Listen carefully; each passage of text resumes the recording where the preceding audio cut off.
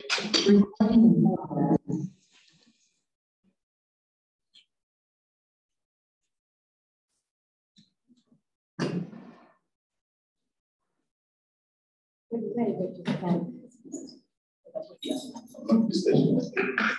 because the mic, they need to keep moving. You will.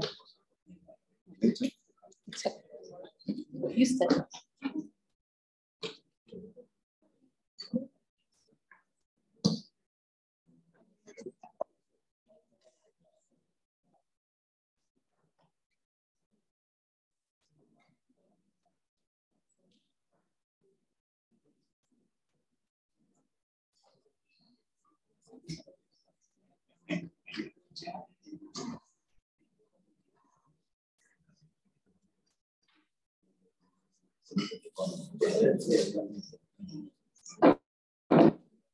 Hi guys, very good morning to everyone.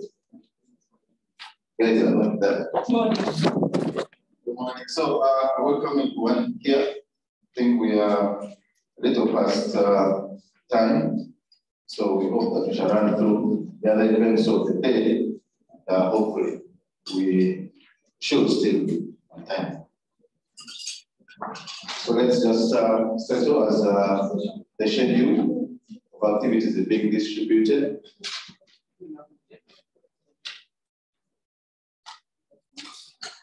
For those that are still having breakfast, that's fine. We can do that as we proceed with the events today.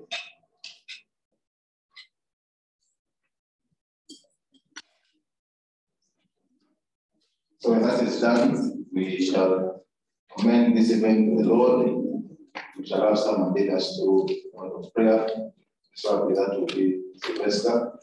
So let's get this started.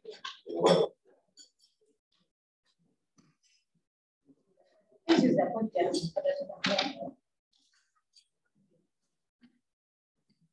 President. Thank you, Lord.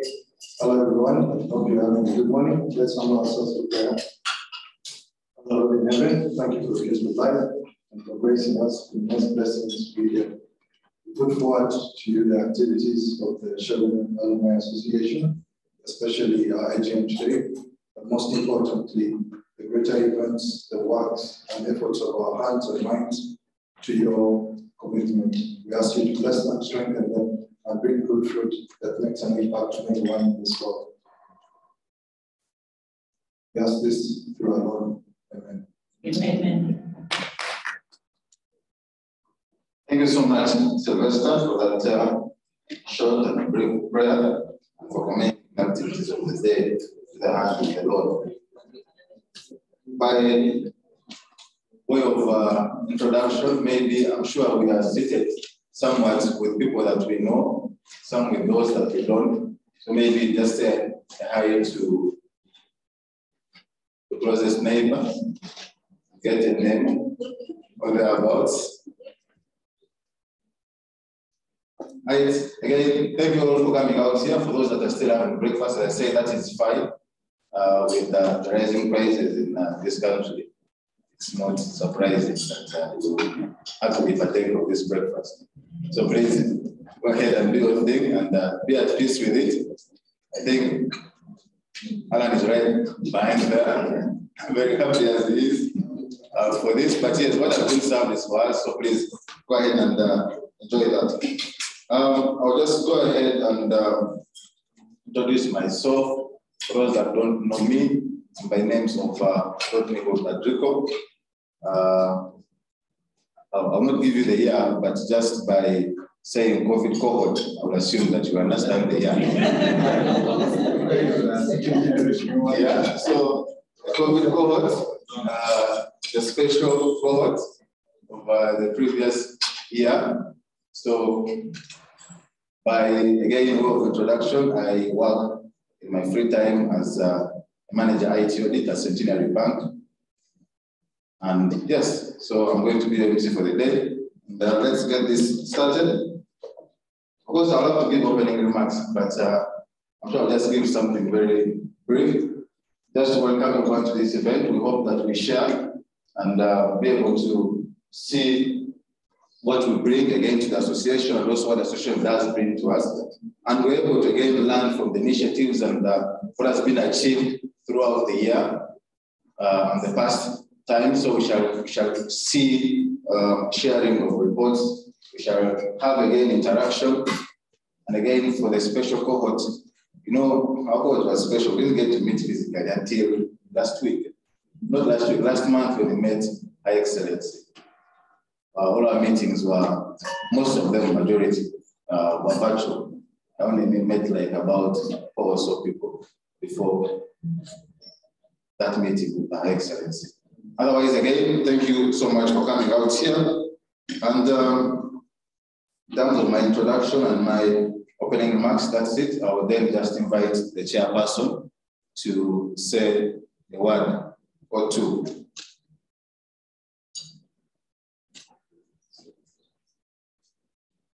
Chairperson, very.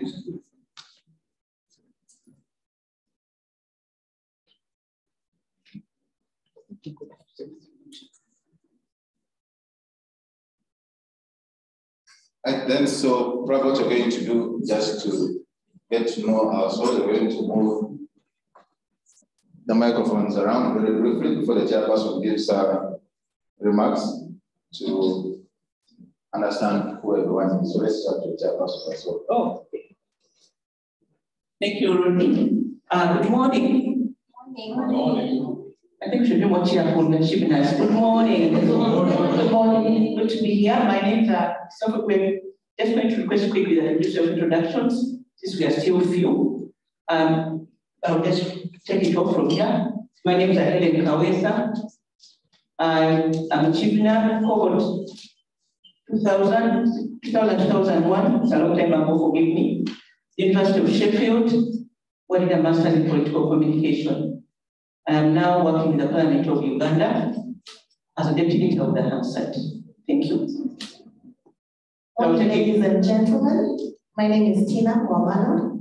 I'm not a Shivna, but I'm the Chevening officer. I do make Shivna. I'm the Chevening officer at the British High Commission. But if I were a Shivna, I believe I'd have gone to the University of Manchester. Thank you very much.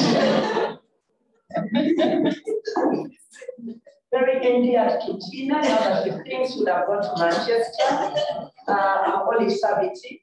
I'm a Chevening of 2005, 2006 cohort. I went to the University of Manchester and I studied for international business, LLM, Master of Laws, in international business law. Now that I'm back, I work with Cavendish University, Uganda, as the Deputy Vice Chancellor of Academic Affairs. Good morning. My name is Grace Kenganzi, cohort 2015-2016. I went to University of London at Manchester. I studied media and communications. I'm now the communications manager at the Center for Health, Human Rights and Development there. Good morning. Good morning. My name is Diana Nasike. I'm a medical doctor. Chevening cohort, the newest, I'm a baby, 2020, 2021, COVID cohort, the ones who survived. But I went to the London School of Economics and Political Science. I did global health policy in the middle of a global pandemic, which was really interesting. And I'm really glad to be here. Good morning, everyone. My name is Arnold Kabali, pharmacist originally, Chevening Scholar of 2018-19 at University College London. I studied a master's in pharmaceutical formulation and entrepreneurship. It's a long one, isn't it? It takes 2 lines on my CV. I work at the British High Commission of Foreign Commonwealth and Development Office as the health advisor. Hello, everyone. I am Sylvester Boitabere. I studied at Brunel University in London, and I studied the global supply chain management course. And I guess relevance has come to the fore with the global pandemic. clearly not a good way to get into it like that. But I'm a COVID cohort, so I just returned to Liverpool. So thank you so much for the opportunity, but most of all, I'm a supply chain consultant. Thank you. Good morning. My name is Ronald Melo, chief cohort of 2019, year 2020. I went to the University of CAAU. I did masters in cybersecurity. Currently, I oversee the Department of Cybercrime in the Principal State.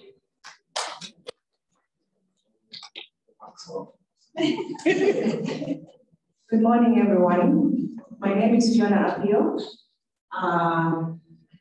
Chevening cohort, 2019-2020. I went to the University of Essex, and I did a master's in human rights law, and I'm currently working with the Austrian Development Corporation. I am also the communications officer for the Chevening Alumni Association of Uganda. Thank you. Good morning, everyone. Before I introduce myself, I want to correct the impression by some people that they are the Chevening cohort, they are the COVID cohort. I think we are the original, we call ourselves Triple C, Chevening COVID cohort. We are the ones who founded the pandemic, 2019 and 2020. So I'm Jonathan Cho. I'm a human rights lawyer. I'm my LLM in human rights law at Swansea University. The records at the British High Commission indicate that I am the only Chevening who has been to Swansea. I don't know what you guys yeah, but I'm happy to be here today. Good morning, everyone. Morning. No, that's not the spirit. Good morning, everyone. Good morning. That's better. My name is Charity Namara.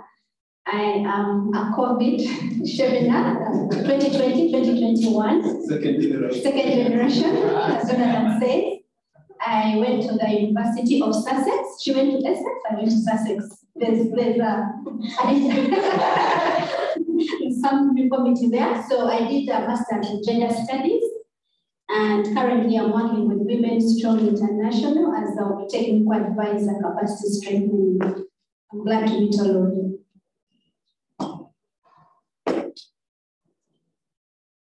Good morning, everyone. Good morning. I'm Nicholas Okot. I'm a juvenile 2006-07 University of Leeds for Masters in Economics and Finance. Currently, I work for the Bank of Uganda as head of monetary and financial sector statistics. Morning, everyone. I'm called Stephen Sharon. I'm a journalist working with the Unit. Good morning, colleagues. I'm Assistant Commissioner of Police, Okoshi Simon Peter, currently working as the Commandant Environmental Police. I went to the University of Leeds, the great University of Leeds, and I was at the School of Politics, where I did a master's in conflict development and security. Thank you. Good morning. My name is Alpha Ogwang, 2018-2019 cohort. I'm a chief status attorney in the Office of the Director of Public Prosecutions. I attended Lancaster University, LLM, International Human Rights and Terrorism Law.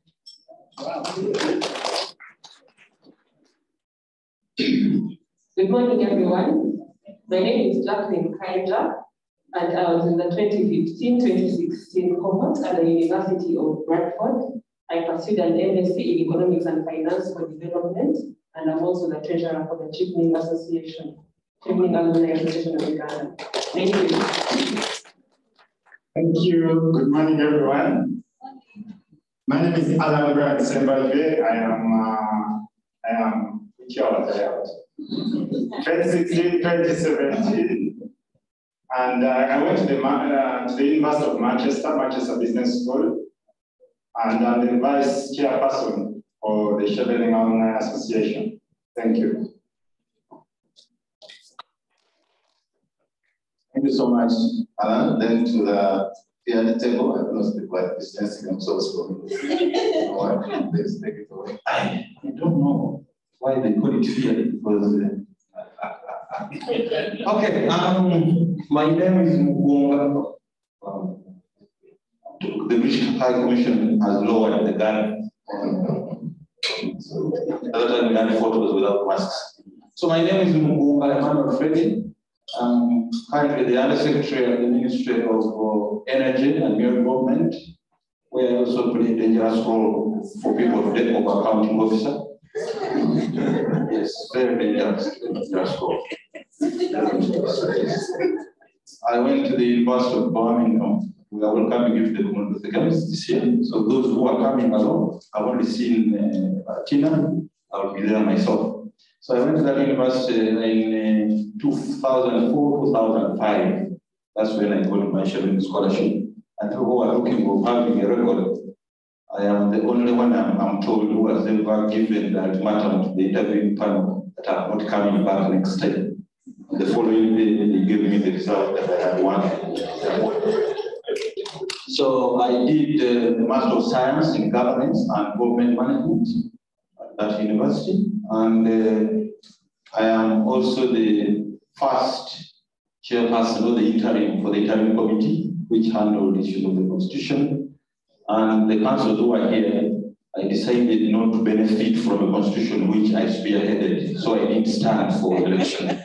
Yes, so that also goes on record. But the last one, I have also been honored by London Graduate School and the Commonwealth University, and they have given me an honorary doctorate. Let's talk on the 31st of this month. Thank you very much. So, with effect from 1st April, I'm practicing to receive the title of doctor. Thank you.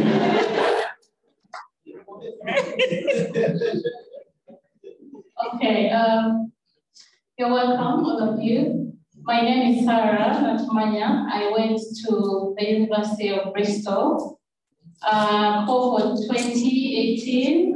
No, I'm so sorry. The amazing cohort of 2019, 2020. The only cohort.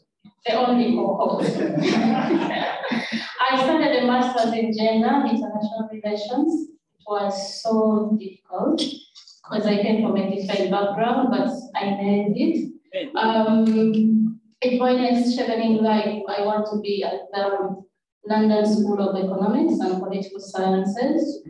I'm a gender consultant supporting GIZ with PRIP in northern Uganda. Please note that that's not 100%, so I am underemployed. And now this is the time to market myself. I'm available for hire.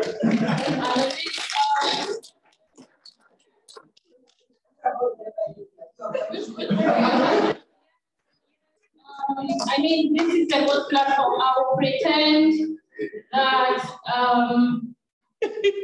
let me be honest, okay? I'm available.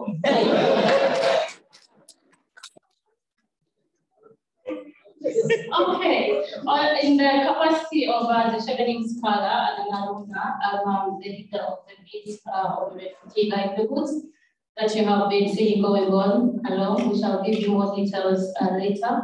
Thank you so much. So happy to finally meet everyone in person. I also speak Kano, so please forgive me.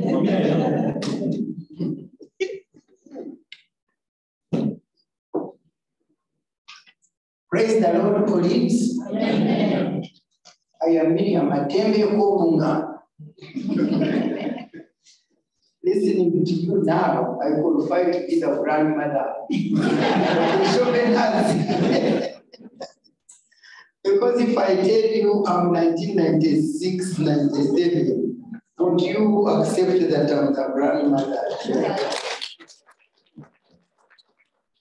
So, but before I go into details, I really want to tell you that I'm so happy and I want to thank you for what you are doing. Yeah. We tried Professor Kanyamanda and the Shobas, we tried a number of times, we failed, we tried. So when we tried this time, and I'm glad I was with you, we have succeeded.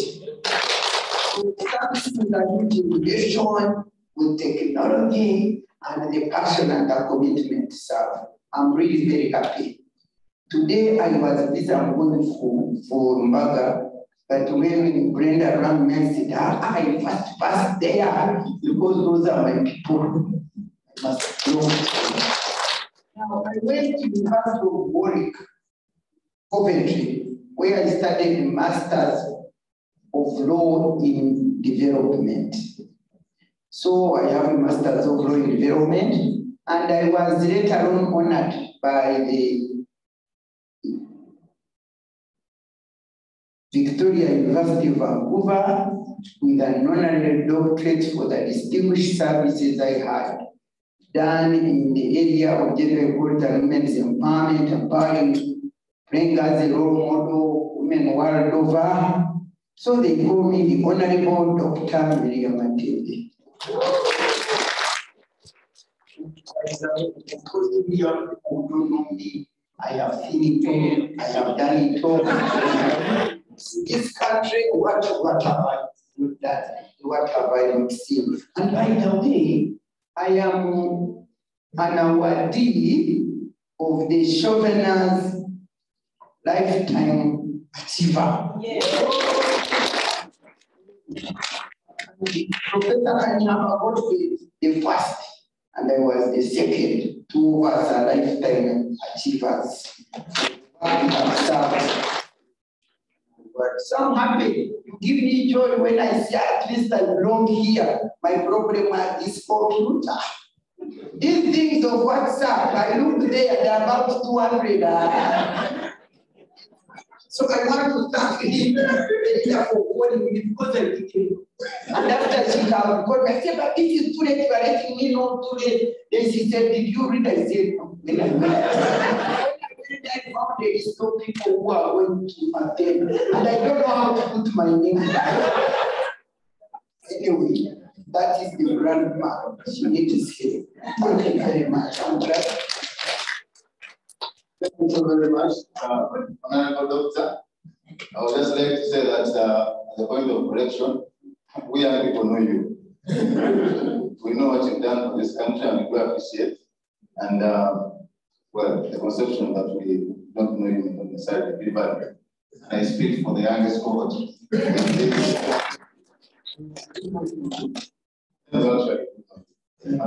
you for that good work that's done for this country. Just before moving on, you know, we have this, what we call them, this guy that comes from outside summer. Listening to people introduce themselves, this is easily one of the most, say, learned group of Assam. But you know, Assam associated with, what is it called? Social. Yeah, but this is a very learned cohort. So thank you, everyone. I think we had missed one person. That can allow you to introduce yourself as well. Morning, everybody. Good morning. My name is Billy Otungeyo. I am from the cohort of 2018-2019. My friend here. I went to Reading University and I studied development communication. I'm a communication specialist and also a journalist. Thank you. I thank you so much for those introductions. And myself, as I said, Rodney Kudadrigo, Master of Science in Cybersecurity from the University of Kent. Thank you. Yeah, so let's invite the chairperson to give a remarks. But before the guys that are online, we see you. We appreciate you. We thank you for putting in the time to join us. And we are glad that you're here with us. Maybe you could just wave or something for us to acknowledge your presence. The camera is coming right towards me. I'll wave at you and just to acknowledge that we are here and we actually see you. Camera is not getting to me. I can't be seen. Really. Just okay. This is everyone that is around, so we're glad to have you. So let's just cover the guys that are online. Thank them for joining us. And glad to be a social person. Yeah, the raise hands that are trying to prove attendance, but yes, we see you. Thank you so much. Thank you very much. I think we should clap for taking us home. Okay. Good morning once again. Good morning once again. Good morning. I would like to take this opportunity to welcome you to our second annual general meeting, the Chevening Alumni Association of Uganda. In brief, we call ourselves CAAU. So when we say CAAU, that means the Chevening Alumni Association of Uganda. I've been introduced already. I'm Helen Kawesa, the chairperson of the Chevening Alumni Association. And I'd like to take this opportunity to thank you so much for making time this morning to be with us at our meeting today. I'll go back to protocol. Guest of honor, the British High Commissioner, Excellency Kate Ayori, who I'm told is one of the people online. We thank you for being with us this morning. Our chief guest and keynote speaker today, Lady Justice Catherine Omugeberere. She's also here with us today. I'll begin with Honorable, probably our grandmother, and also Honorable Julia Matembe. Thank you for being here today. Our Premier Chairperson of the Chevening Alumni Association of Uganda, Emmanuel. Thank you for being here today. Chieftains in your respective capacities, members of the media fraternity, friends and partners, ladies and gentlemen, and Dr. Anturu may also welcome. I take this opportunity to welcome you to our second meeting as Alumni Association of Uganda. If you all recall, our meeting last year, which was a past, was in March last year, in which my team and I were elected to office for, I think it's for a 2-year term, which is renewable. It's renewable, so when we come back, please remember, we'll be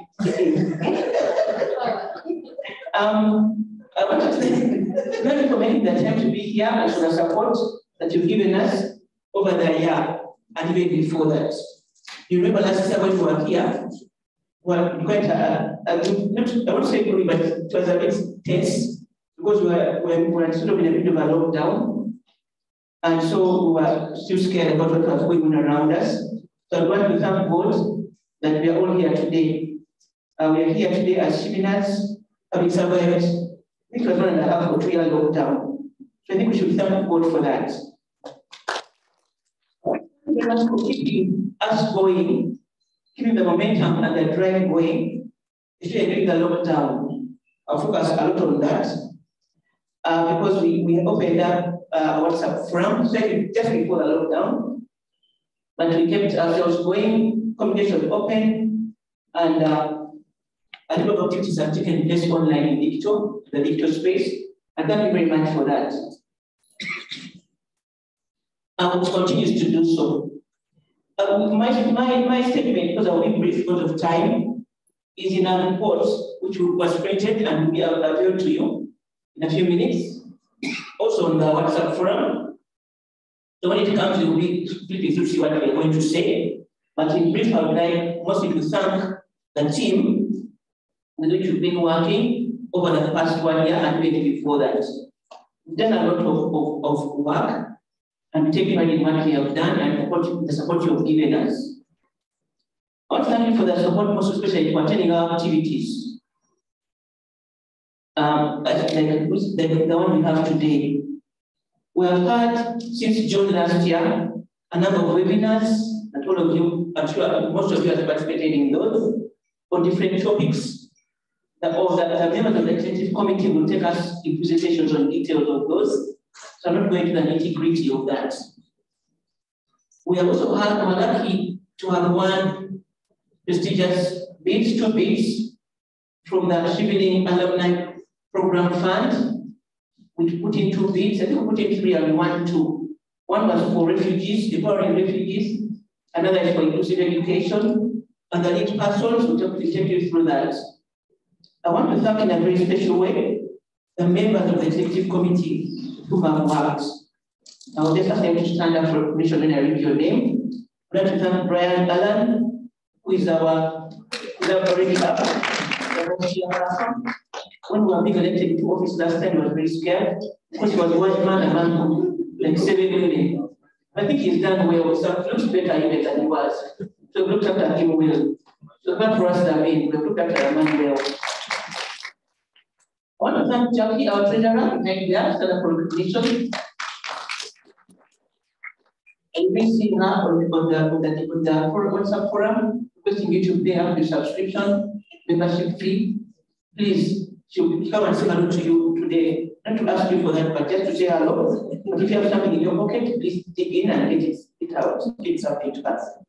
Grace, our secretary, she's managing the whatever today, Zoom. That's Grace, our secretary, at the front. Fiona, communications lead. Loyola, the legal compliance lead. I think she's on the way. She's been kept very busy by Emma in the ministry. So there we are. She's really very busy. But she's doing very well. So she will be here shortly. Marion, I don't know if Marion is here. Marion is not actually an apology. She's a community liaison person. She's aware of the confusion duty. And Tom, who is our support for the secretariat, is also aware of duty. That is a team with which we've been working round the clock. However, along the way, we had to boost ourselves because of the activities that were going on. We had gaps here and there. We asked a number of people to help us, and they filled the gap very well. I'll start with the one who speaks a lot, Sarah. Sarah has helped a lot with our streets for refugees. She's doing wonders there. Thank you, Sarah. We have another one who speaks a lot, but she's not here. She's actually the apology, but she's very, very engaging. Olivia, she's helping us with the communication support. We have another, I spoke about him before. All of you know him, Tom, the dangerous Tom, with his posts on the WhatsApp forum. He helps us with the secretariat. And then we have Olive, who helps us with the education bit. Olive service. Then of course we work without, I don't think we have, sometimes we can do sleep when you see a phone call, you get worried, like it's Tina, which is a commission, all of you work with that. So that is a team with which we worked and has made the year round. At the end of the day, people give them another round of applause. We want also to express appreciation to the British High Commissioner, the support they've given us, including today. They've been very, very big here today. The one has gone, I'm sorry. They've helped us to be here today. They've supported us. So we'd like to thank Her Excellency Kate Irie, the support she's given us, not only today, but always. So that's the door is open for us to do whatever we want. That we are her children. Please get her a round of applause. Okay, and the next one should be even better. We are making inroads, we are doing very well, working together as a team. The communities have been a winner with us, and they've opened our eyes. The communities around us out there need to hear from us and need to impact on them. My call always is that as Cheveners, we are called to lead and influence. We are called to lead and influence. Those of you who have been through an interview, you know the two questions they ask you. Are you a leader? Show us how you are. Tell us about your leadership skills. And how will you influence? So when you come back home, make sure that you lead and you influence. Let's not just sit back and be lost in the crowd. Let us be out there and impact and influence. One of the ways of influencing is by networking. Notice when we came in here, which is okay, we tend to sit in our cohorts, which is nice and lovely. But make sure that when you go home, before you go home, you met someone, two people from another cohort, you say hello to them, and they will just speak there.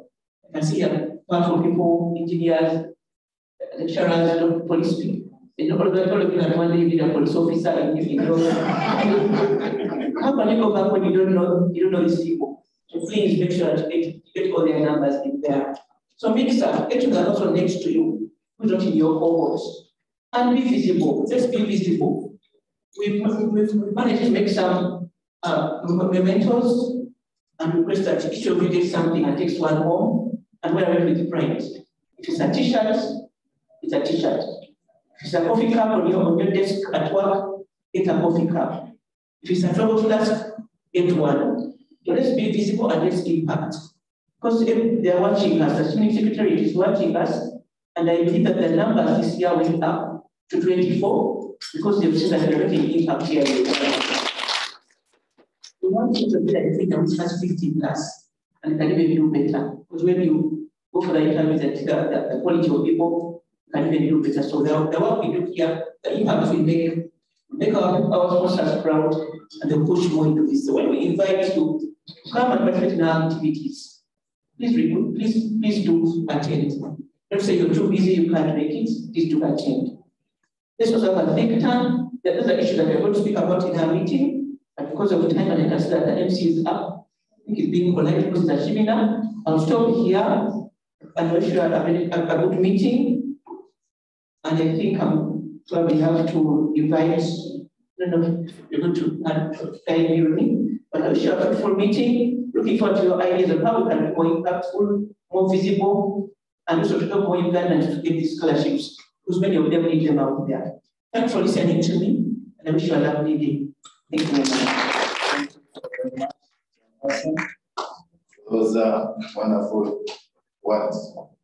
So we shall just go fast forward to the next item, and that will be handled by Tina. We shall have Her Excellency say a thing or two to us. Thank you very much, Rodney. My job is quite simple. I'm just going to be invite Her Excellency Kate Airy, the British High Commissioner to Uganda, who is joining us online to give her remarks. Thank you very much. You're welcome, Kate. Thank you, Tina. I hope you can hear me okay, everybody. So, ladies and gentlemen, distinguished guests, some friends old, some friends new. It's particularly wonderful to see Honourable Mutembe with you there, so thank you so much. If you'll forgive me, I'm going to stand on the protocol so admirably established by Helen, our wonderful chairperson of the Chevening Alumni Association. Thank you. I am really delighted to be joining you virtually. I'm sorry I can't be there in person, but it is lovely to be here online and listening. I was listening to all those introductions of the different universities, the different experiences, people remembering when they did or didn't go to the UK. And it really feels exactly the kind of atmosphere that I think we always want from an alumni association, that sharing of experience, that family atmosphere. And it's really beautiful to be here to mark your second AGM. I think I'm right, since the inception of the Chevening Alumni Association. It really feels like yesterday that I joined at the first one this time last year. And I'm just really struck by how much has changed and how much has been achieved in just 1 year. So firstly, I'd like to just congratulate you all for your achievements. I'm really delighted you've managed to register your constitution. You've embarked on sorting out that database cleanup exercise. We really need to fully understand where our alumni are. We know we've got some very, very special people, part of the Chevening family. And so it's really great that that process is going to really be sorted out. And then a real recognition that you successfully won, not one, but two Chevening Alumni Programme funds, those CAP bids. One on inclusive education in Uganda, the other on training the refugee community on psychosocial skills. And I was really, really privileged to attend the education conference. I think it was last week, but time goes very quickly. It's a subject that both me and the British government are incredibly passionate about. And I was so impressed with the recommendations that came out of that conference. I know I've spoken to a few of you about this, but we were very fortunate to have with us at a separate Commonwealth event the Minister for Persons with Disabilities, who I spoke to about the work that Chevening has been doing. And she asked specifically to hear about those finding recommendations, set up a meeting with myself, with some key Cheveningers, so that she can look at how they can best support through their ministry implementation of those plans. I'm also told, and I spoke to the PS Education also about this, that the Ministry of Education have committed to all the 10-point action plan for inclusive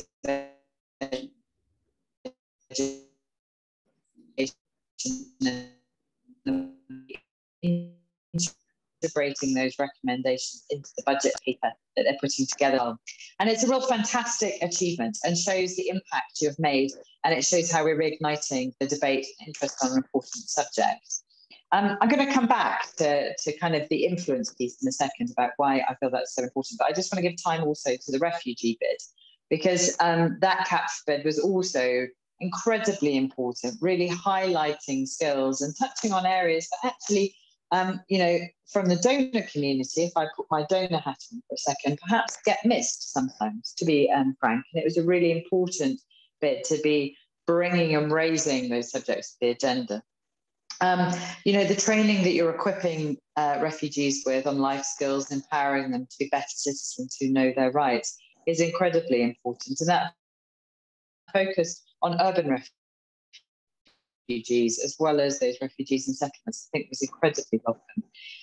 It was lovely to meet some of the executive committee earlier in the week conversation. I hope they will agree. That one of the key messages, some of those key messages I relayed to them there, I really want to repeat to all of you in the room, and I'll be looking at the outcomes from the discussion today you have today, seeing what I can learn, seeing what I can help with. I think all of the committee know how I am committed to ensuring that Chevening really fulfills its potential in Uganda. You guys all know in the room that the purpose of the scholarships we give is not some sort of, you know, version of a brain drain or a looking. We actually want you to be change makers. We want you to be part of making this country the very best it possibly can be. So when I spoke earlier in this week to the executive committee members, one of the key things I highlighted is just how I see your role as alumni developing. And that's really as a role of influencing and of advocacy. Advocacy because I see your potential and expertise in creating sustainable change for Uganda across a variety of sectors. And on the influence, as you can see by the outcome of that education bid, you actually have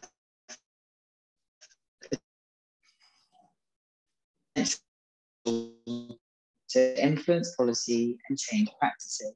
Now, you give me the voice with which to speak, and then for me to facilitate you then getting in the meetings with the policymakers, with the change makers themselves.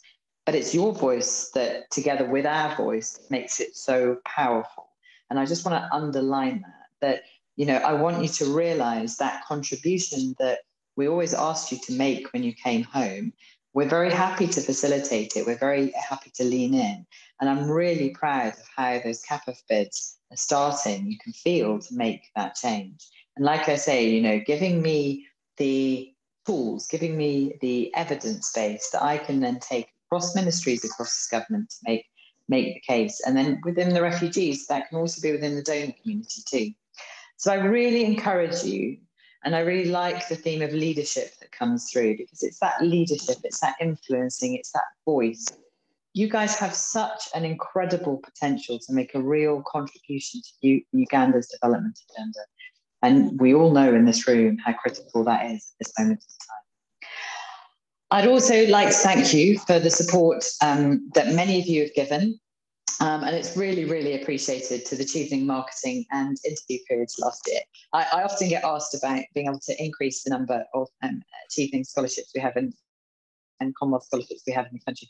And it's actually not within my gift. One of the strongest argument I can put forward is when I am able to demonstrate just the quality of applicants we are getting. When Ugandans are the very brightest, the very best of that global intake, that's when the Chevening guys at the centre start talking to me and saying, we think you probably should get a few more scholarships because actually you're just overrun with potential there. So that marketing and interview, and that marketing in particular to make sure we're getting really, really the best of the best applying for Chevening, that's what is going to be able to tick up and increase the number of scholarships we have.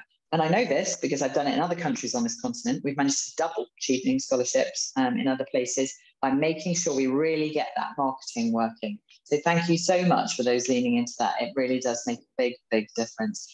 And I'm really confident that, you know, those bright, those sharp minds that can really benefit from that scholarship and attain a quality master's program in the UK, we just got to get to them and find them, guys, because we all know they're out there. I'm actually looking to work with to sponsor future Chevening scholars. Partnerships is one of the other ways that we managed to actually increase the number of scholarships we're able to offer. So if you either work with or come across potential partners for Chevening who you think would be interested in the programme, Tina and I would be extremely interested to hear from you. I want to finish on that congratulations point because I have a belief that I think is very important in a leadership role, because sometimes you get dragged down into the day-to-day, and as many of you in the room know, day-to-day can get quite grind you down sometimes. It can make life a lot of the time and in the best interest of Uganda and in my country. And one of the really important things to do when you're doing that is just take a moment and to stop and think, where were we a year ago? Where were we 2 years ago? Look how far we've come. Look at what I've achieved. Look at what we've achieved. Take those moments to see how much more different it was going back. This is just the second AGM, and I can already feel from the atmosphere in that room, sitting at this end of the computer, and I'm going to have to make sure I'm there next year, aren't I? But the feel is different. There is an optimism. There is a buzz. There is a vibe.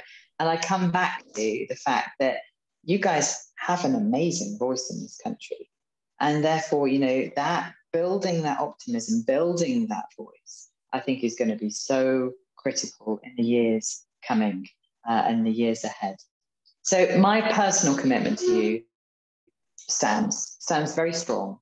I will be there when you need me. I will support wherever I spot opportunities. We will continue to work together very, very closely. And it gives me great sense of, I think pride is the wrong word actually, because it's an honor to serve next to you here in Uganda. So thank you very much. Thank you to everyone who's been involved in preparations. I'm fully aware Tina is absolute gold dust. I love her to pieces. She knows that. Thank you so much, Tina, for everything that you're doing to keep this moving forward. But thank you also to the AGM, to the incoming and outgoing. Thank you for those big voices. Lovely to see you there, Arnold, as well. Thank you. And I'm really looking forward to hearing some more of the conversations as they go forward. I'll stay online in the background, and then I'll be reading some of the outcomes as they come. But thank you very much, everybody. Lovely to see you all. Good luck, and see you very soon.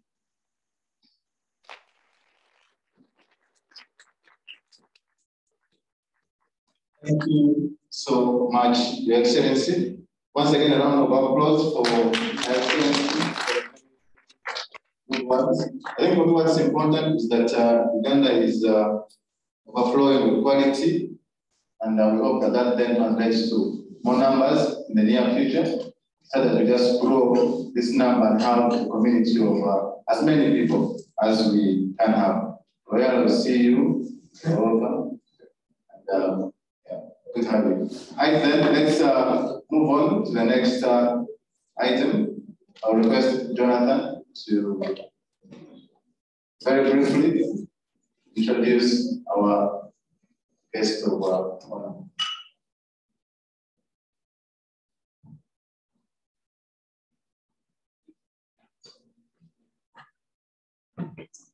Good morning, everyone. My task here is simple. I have the distinct honor of introducing and inviting our guest speaker this morning to address us. Our guest speaker is the Honorable Justice Catherine Makenerere. You'll excuse my Nilotic tongue in case it doesn't get that right. The Honorable Justice Catherine Makenerere is the Justice of the Court of Appeal, which also occasionally translates into the Constitutional Court in Uganda. More recently, she served in 3 important commissions of inquiry, which she chaired in Uganda outside her core judicial function. She has experience and expertise in handling constitutional law, anti-corruption, law, electronic fraud, commercial transactions, civil, land, and family law practice, and continues to do amazing things in this country. I'm sure for most of you who have been following discussions around land in Uganda, if you do a simple Google search on land in Uganda, the chances that the top 5 responses will link us to her are very, very high. And this morning we're privileged that she's here to deliver a keynote address that will be focusing on how we influence our country upon return from our studies out of Uganda. So ladies and gentlemen, join me in welcoming the Honorable.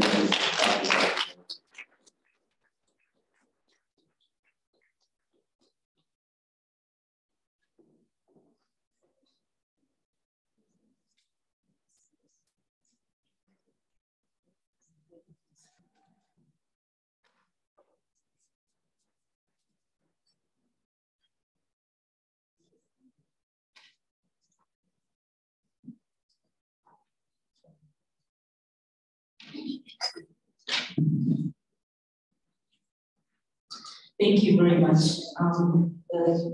Master of Ceremony or Masters of Ceremony, Her Excellency, the British High Commissioner, Kate, is it Air? Ivan? I am going to learn to spell this one because I don't want to murder it. But Your Excellency, thank you for the speech. Distinguished alumni, including the distinguished recipient of the Lifetime Award, Honorable Miriam Matembe, all the other alumni, ladies and gentlemen.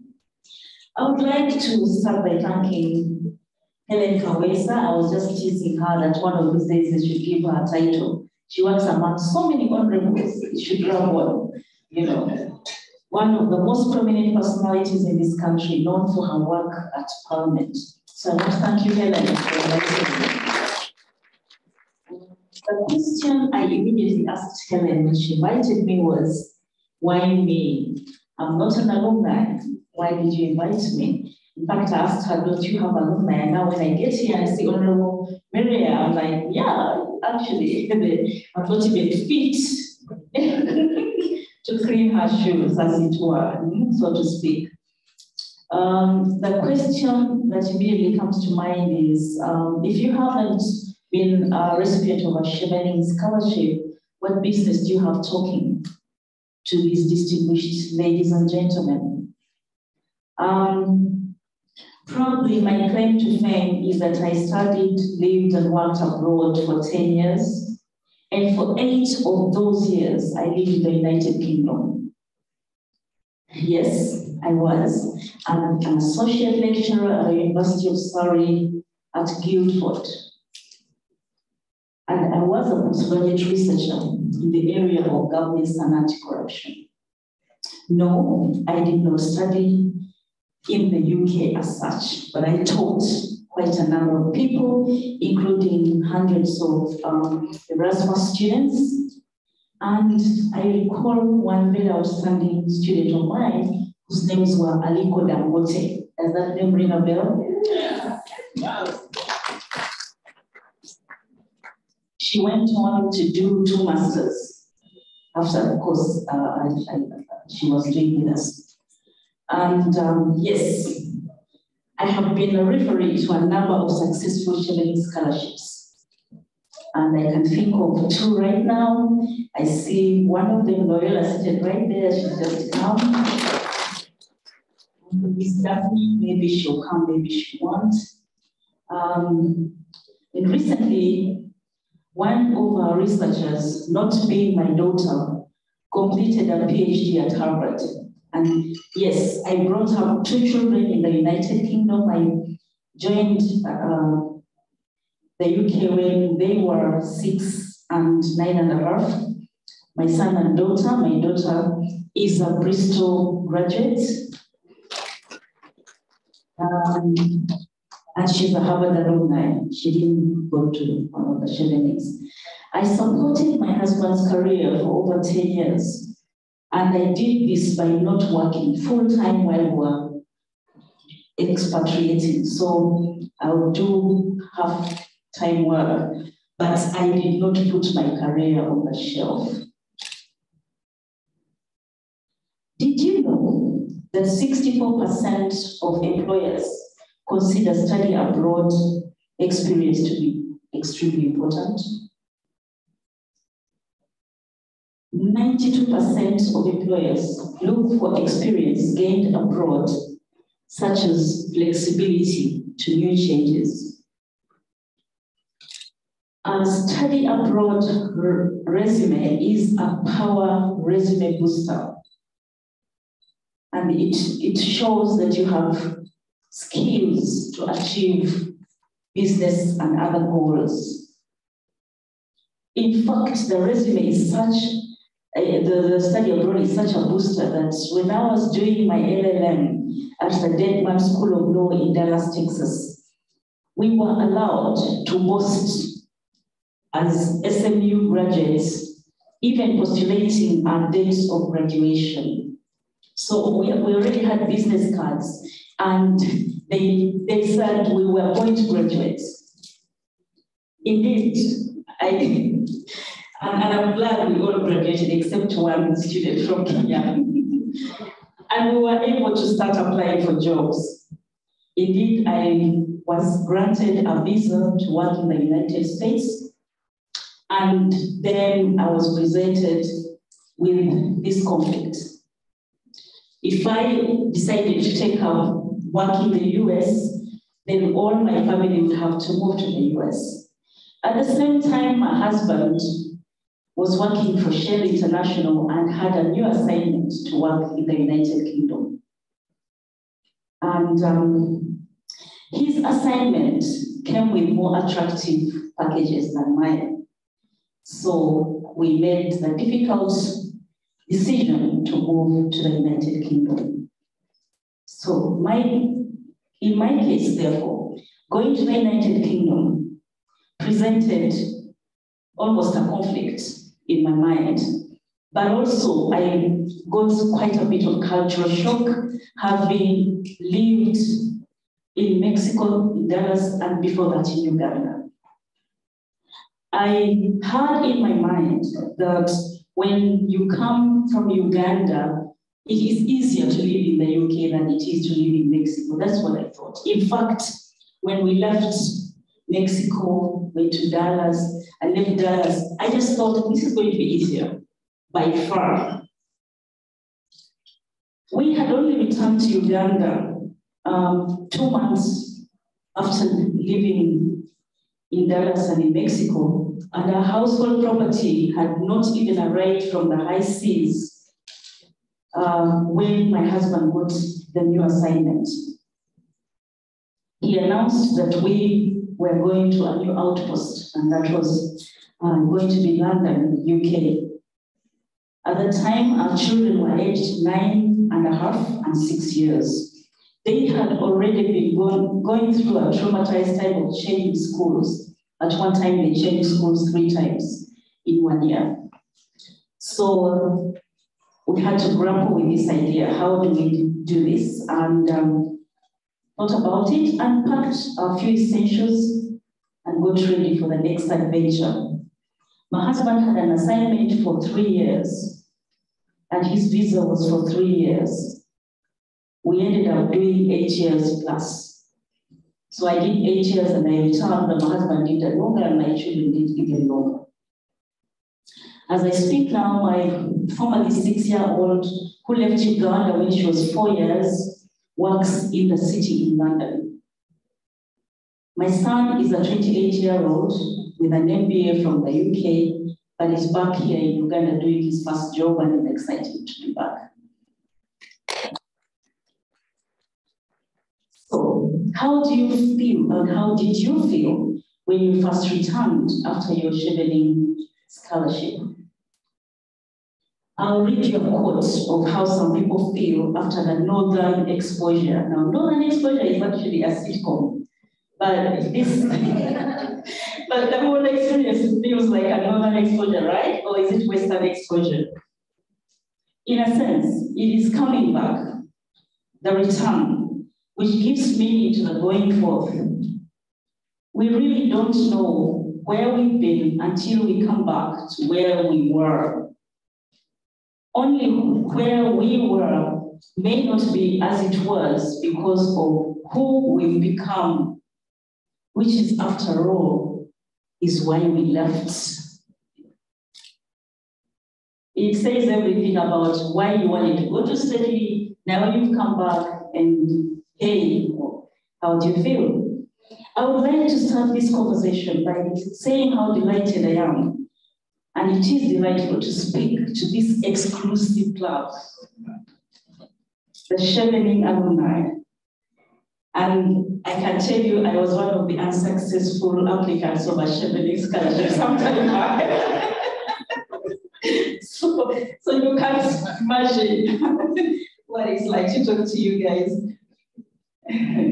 The topic, positioning oneself to impact positively on returning home, presupposes, like the quote said, that you left and now you're back. And indeed, isn't life a journey? Life is a journey, and each one of you is a recipient. As a recipient of the prestigious Chevening Scholarship, knows that your life is actually not the same as your neighbor's life.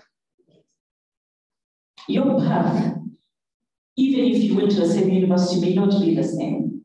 However, each of you has a path that is based on your passion, your vision, and your skills, and you will shape the world differently by what you possess. So, positioning yourself is presenting yourself. And I like my little sister over there at the desk, who at my table, who presented, she really positioned today, right? She presented herself to the right people at the right time, in the right space, in the right way, with the right message. Yeah, that's what we all need to do. Positioning is, first of all, in your mind, right? The way you see yourself. You must appreciate yourself. If you don't know who you are, if you're not self-aware, you know, in law we say that you cannot pass better property than you own. You must, first of all, be sure of who you are before you can try to sell yourself to somebody else. Because they will actually see the obscurantism in your mind. If you're not sure of something, it will go through. Somebody will know you're not sure of yourself. So, your attitude in the way you resolve issues matters if you're going to position. The way you see others matters. So, for example, if you, and it works for some people, it really works really well for them, and you can't be a judge of character here because people get away with a lot of things. Some people enter a room and all they're saying is, here I am, this is me, yeah? Yes. And others enter a room and say, wow, I'm so happy to meet you. So the way you present yourself, the here I am might work for you sometime, but the pleased to meet you might work better most of the time. Just to know that you're interested in other people's issues. Your words, your actions speak a lot about whether you're going to position. The other day, I was reading, I think in the newspapers, or was I watching on TV? And I saw a group, I saw Loyola and some people teaching women in Karamoja, was it? It was a newspaper. Was it in Zambia? Right. And I thought, wow, action. Action speaks louder than words. Also, when you are in the process of doing projects or doing business or whatever it is you do, always remember to have a good way of rounding it all up, right? I hope I will try to do that today and to do it quickly. And you must follow up. And many of us are very poor at following up. Very, very, I'm one of those. I've met so many people in so many places, but I find it I find it complicated sometimes to keep really in touch. However, I do try. And so much so that many times, many of my friends, when something nice happens or something not so nice happens and they get to know it, I'll get calls from Mexico, I'll get calls from Dallas, Texas, I'll get calls from The Hague, I'll get calls from Surrey in the UK, from Hampshire, where we bought a house and had to give it up because of the credit crunch, and also up in Lancashire. So I get calls from everywhere, and from Germany. We had exchange students who lived with us one time. I'll get calls because of the people we met along the way. So follow up, follow up, follow up. You just never know. You know how it is and how daunting it was, the process of just going abroad. When you then come back, it is important that we really acknowledge that in spite of the difficulties of living abroad and then the enjoyment of eventually settling down, you lot decided to come back, and I congratulate you for that. Thank you for coming back. When you apply to go abroad, whether to study or to work, you are one of the very many lucky people from your town or your village, or these days your city. And many of you have a whole tribe seeing you off at the airport, right? Yes. So after all that studying and everything that you could have done, for developing countries such as Uganda, studying abroad offers many of the promises and fears of brain drain, as Her Excellency was referring to it. And my view is that sometimes those are now overblown, but there's still issues. So I thank you for not being part of Uganda's brain drain. And like many who remain abroad in search of better working conditions, higher qualities of life, or a less hostile environment, thank you for not considering the other side to be the greener pasture. But don't we all know that the greener pasture seems to be here these days? Don't we all know?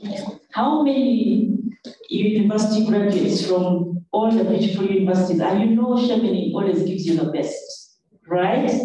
You can only go for the best when you're Chevening. And when I listen to you, I know that no wonder you have the best jobs, right?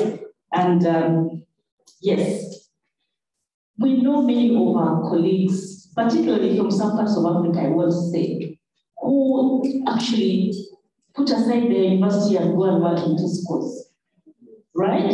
In Sainsbury, become a carer, which is not bad. All those are very good jobs. However, it means that you will not break through the ceiling, the social ceiling of the United Kingdom and or any other country. But when you come back home, my goodness, the social climb is so fast, isn't it? You who went as students, come back a middle class. The job is available. When the job comes, it comes in parts. Have you had the CVs here? Undersecretary, accounting officer, HR, Bank of Uganda. Oh my goodness. Yeah? Minister.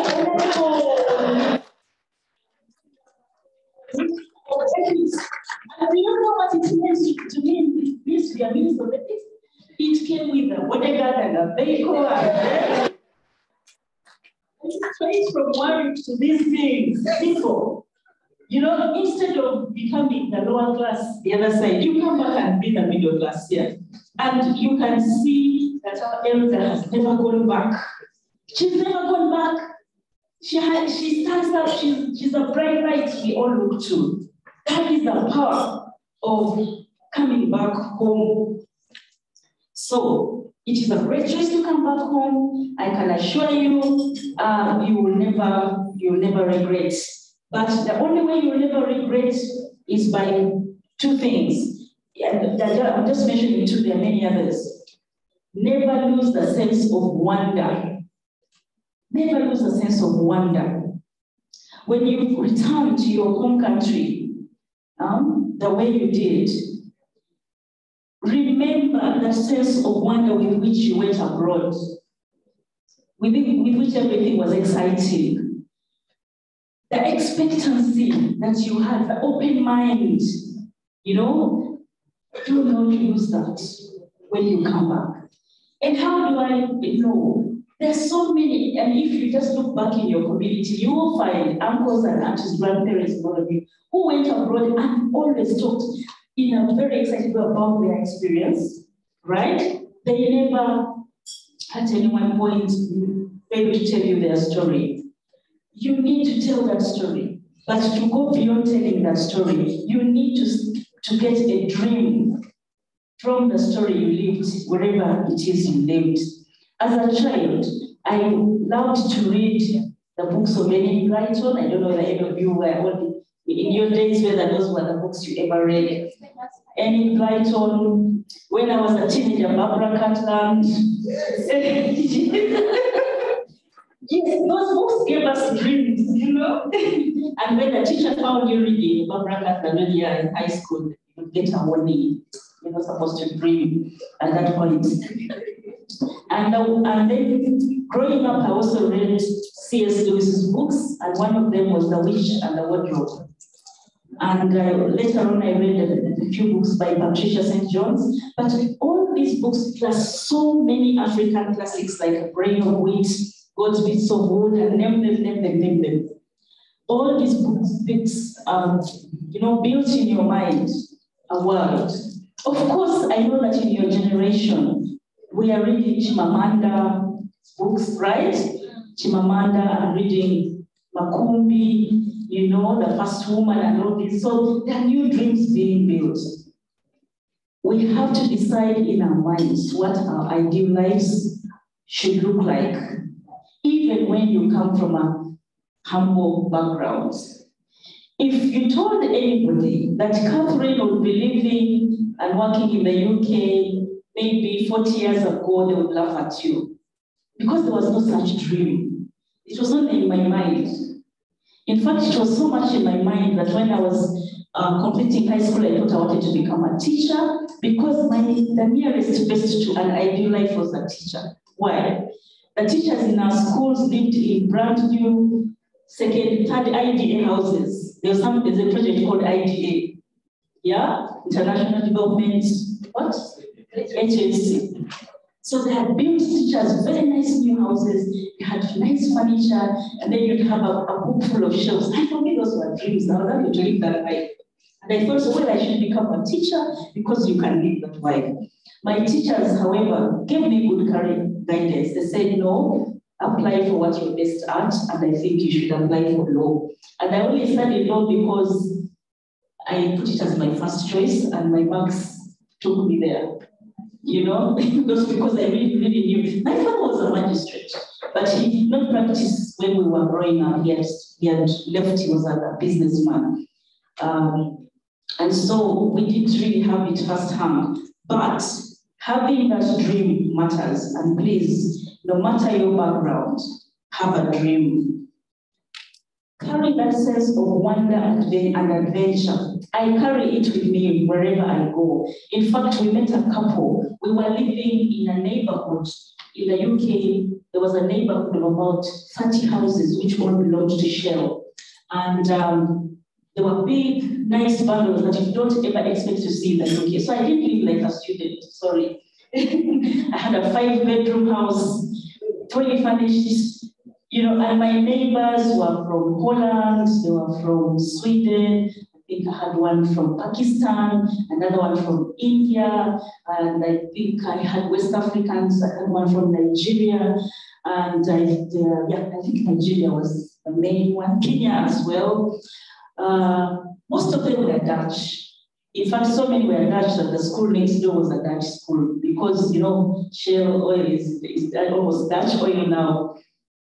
But one of the things I learned by living with so many cross-cultural people was a sense of wonder. When we make meals in our house, we invite them, or they make meals in their house, once in a while we share. And it was always wonderful to explore the other meal that you had never tasted before. So the other day I saw Her Excellency enjoying the sights and sounds of a farm in Ankole. Her Excellency, the British High Commissioner, had been invited to Rajtura, and I think she had just arrived in Uganda. She had not seen cows, that many cows probably. She was, and with all due respect, she was excited, wasn't she? It was palpable. That sense of wonder. I still have the sense of wonder when I visit any part of Uganda. Any part of Uganda, I get excited. And you should learn to get excited about life, about things. It's the way you keep your dream alive. The other thing that you should do or not do for that reason is do not settle. Do not settle for less. It's easy to return here and feel like having been to Europe, you have seen it all. If you will be a person to impact nations, you need to keep dreaming, to keep thinking of new ideas. Think about the kind of life that you always dreamt of, the kind of life you want to live, the kind of life you want your children to live. Planning meaningful ways of achieving this dream is just half of how to get there. However, in case you are not bothered that you are pushing forward, then you should start to worry. If you're so comfortable, if you're in that comfort zone, start to think about it. Are you really okay? In order to live a passionate, purposeful, and fulfilling life, you must learn to never settle for less. And if you're a Christian or a person of faith like I am, when I joined the judiciary in Uganda, it's possible to come to the judiciary and just settle. I have never gone to the president and asked him to give me a commission of inquiry to chair. In fact, anyone who thinks that you can do that, you know that if you try to do that, you will never get it. But I told myself, I tell myself every beginning of the year, Lord, what do you want me to do this year? If you're a person of faith, you know how that works. Align yourself with the plans of your maker. And then the calls come. You work hard at your relationships. You should have relationships that help you push forward. If you decide to settle less for your career, it will be extremely disappointing. When I was a chief magistrate at Buganda Road Chief Magistrate's Court, I had a classmate. When I was still a chief magistrate, he was already a master's holder of Cambridge. And he was not a chief magistrate, he was actually a grade 1 magistrate. And I begged him. I used to admire him for his brains. So I begged him, I said, you can't be here. Charles, you can't be here. There must be something. What is it that can be done? And I actually tried to sell him, but he wasn't selling himself. And as I speak now, he went to be with the Lord. He did progress. At some point, he went backwards, and I think he died as a chief magistrate. He was a first-class brain. I wasn't. And many other people aren't. So please don't settle for less. Don't settle for less in your relationships. Some of us sit there and get battered and accept it. And you think this is a life, there is nothing I can do. Don't settle for less. Work as that relationship. If you need counseling, go for counseling. If you need help, go for help. And do not settle for a bad relationship. Do not settle for poor parenting. Do not settle for less in your personal growth. Think big. Get out of your comfort zones. It is not even thinkable that a judge can wear boots and go to the road to inspect a road or to be on a land somewhere in the middle of the day. I used to get calls from my colleagues, are you crazy? You know? How can you wear boots and jeans and go in the middle of nowhere and where they are pushing the trenches with the likes of Royal and Daphne? There were researchers on the commission. And but go out of your comfort zone. Break out of the shackles. You are such a small percentage of the world citizens that have had an opportunity to live life on another person's culture. And you've probably found the experience awakening. It has awakened your senses. It has led you to new understanding. It has led you to personal growth. Do not let that opportunity go. So challenge yourself. Broaden again. Think about the knowledge and the exploration skills that you have learned and integrate them in your personal life. And you can start thinking small, you don't have to think big. Think the things you can immediately change. But you must have a way that you can work with what you received. It's a daunting task, but it is not impossible to achieve it, and you've started the right way by connecting with each other. You started the right way. This is the right level. And beyond this, you should go higher. Don't think lower than this.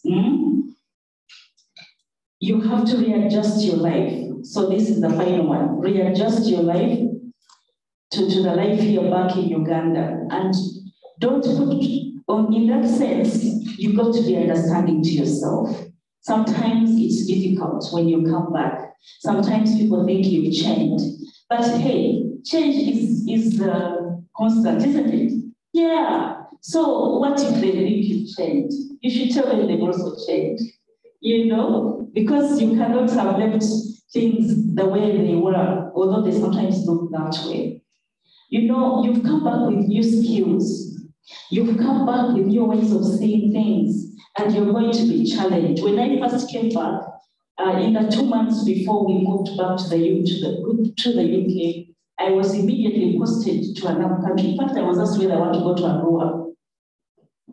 This doesn't matter that I had a master's, a very good master's, and I had skills in my master's. I had skills for mediation, and mediation was just starting. I tried to explain to my boss, no. I think, and the point being, there is nothing you're showing us, there's nothing new, it's training. Right, so I managed to navigate that, but I was posted to PG, Chief Magistrate's Court. So while there, in the 2 months, I made up my mind, I think I will put my career on hold and do other things. If I ever come back, I will. If I don't, I won't. Actually, when I left, it was with a one-way ticket. I thought I would not come back because I just felt maybe I'm not needed. But when I was in the UK doing the teaching and doing research, I actually did research. I presented at Oxford Brookes, I presented at Manchester University, I presented at Leicester.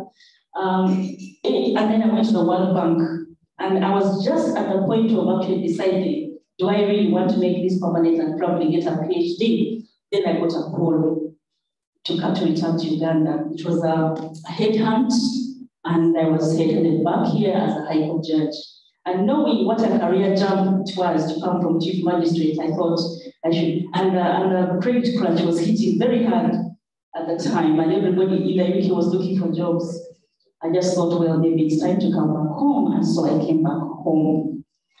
And coming back home, within 5 years, I had done a commission of inquiry. In fact, I'd done 2, and then I did a 3rd one, and I'm now at the Court of Appeal. I think that's not so bad, is it?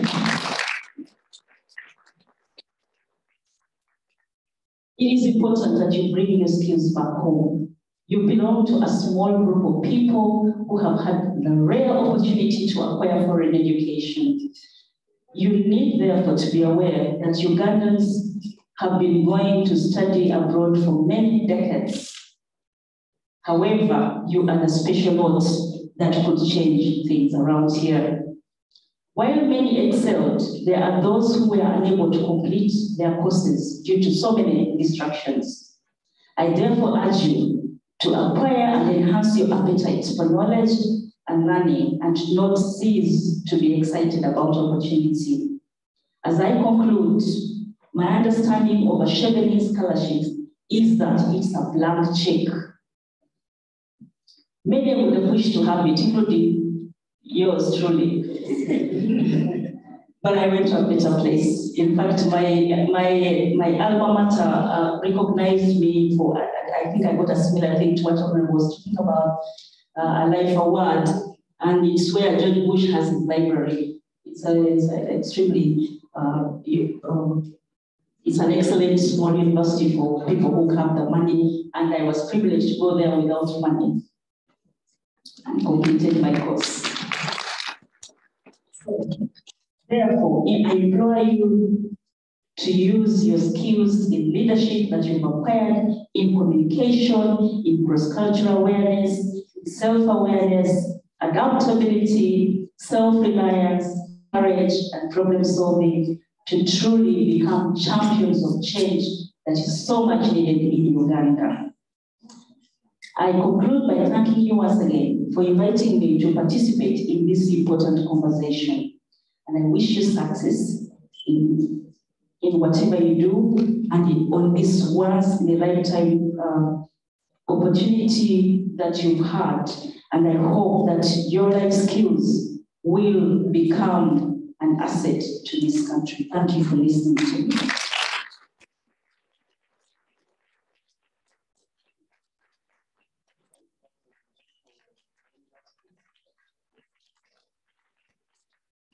Thank you very much.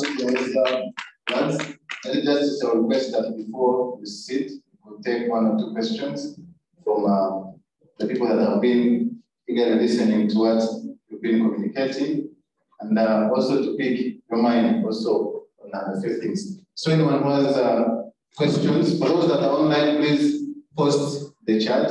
You should be able to see that and pass that. There is some questions. They can raise their hands. Sure, raise your hand and then we shall let you say a thing or two for those that are online. For those that are with us, please do the same, this time physically, not virtually. Any questions from the people over here? Okay, looks like there are no all right, so let's have 1, 2, 3, and 4.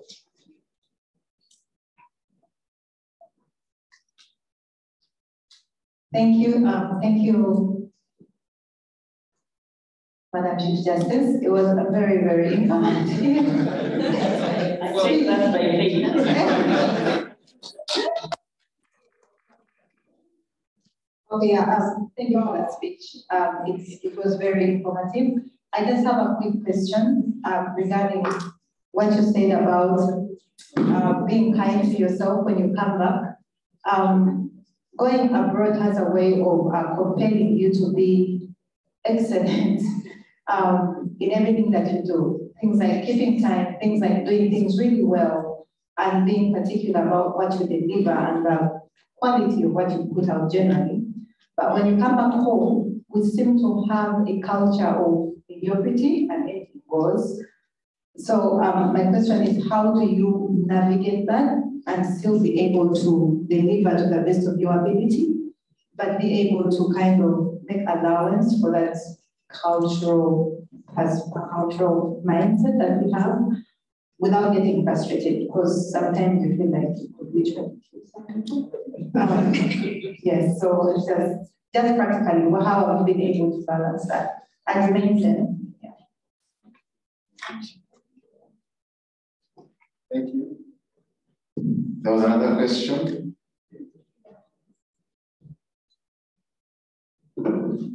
Thank you very much, Lady Justice. And I think it wasn't by mistake. It was God's way of saying, of delivering some prophecy from the previous speaker. We had a chat with, and for me today I was really honored. You know, somebody said it was quite a serious one. A figure table.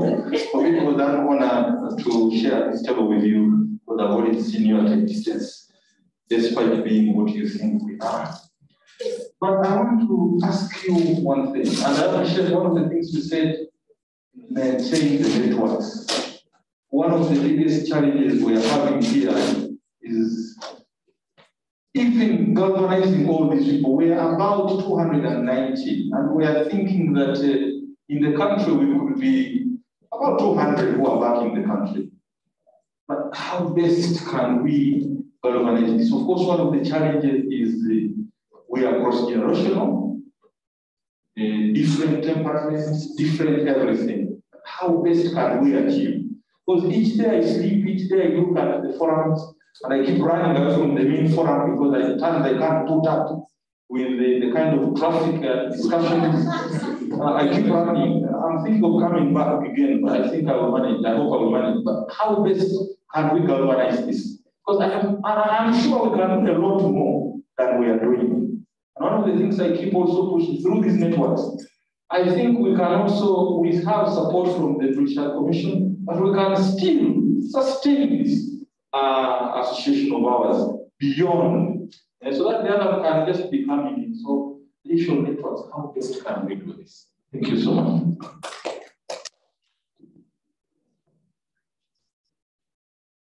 Thank you so much, Honorable Lady Justice.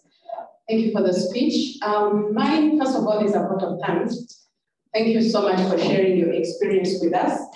One thing that I want to note down is when you told us, like, you also applied for Chevening and you didn't go through. So from that point, when there is one thing that I just want to emphasize, like among us, that also among other young people that apply for Chevening, that we should always tell them, like, not being successful doesn't mean that it's the end of it all. We see, like, she did not succeed whenever she applied, but she has made it through. But also among us here, there are some people who have applied more than twice, and then probably the third time they were selected for Chevening. But then some of us were lucky, we applied the first time and then we got it. But then we should always tell the young people out there that not going through doesn't mean it's the end, but also not being a Chevener doesn't mean that your life is doomed for all. It means that you still, like the way she has told us, like, let's keep on pushing. Let's keep on pushing on our careers. Don't lose it all. When she also went to the UK, she still did not put her career on hold. She continued with it. So mine is not necessarily a question. I just wanted to enlighten those points. Thank you so much.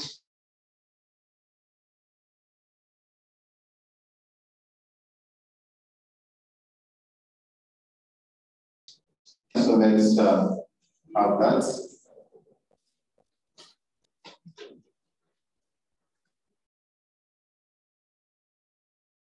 Go ahead, Stuart. Stuart.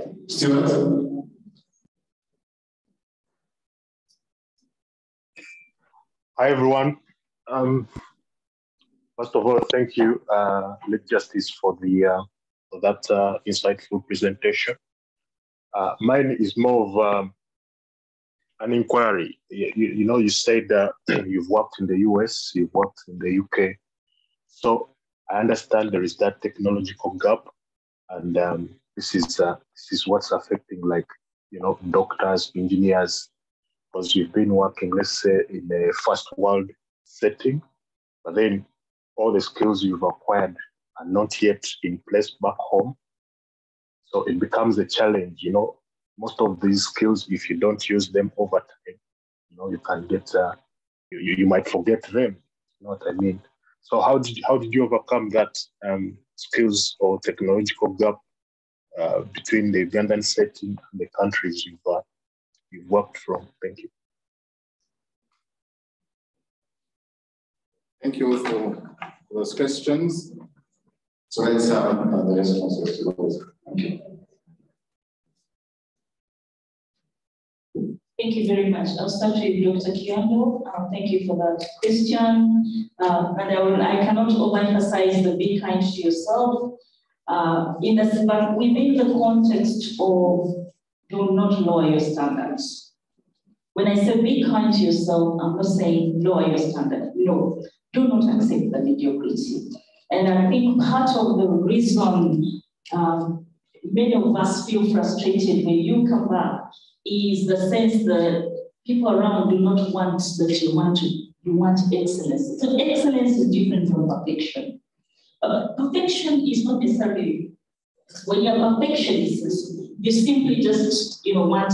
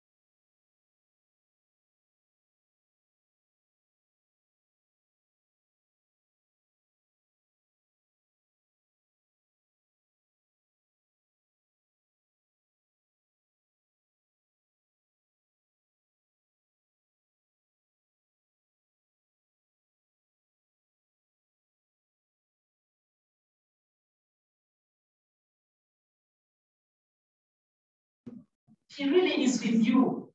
Now you people need to be with yourselves, right? Yeah. You need to put your acts together. Nobody will put your acts together for you. And so far, you're doing better than many people. So please push this even more. Maybe have other more social occasions. Maybe look out for each other professionally.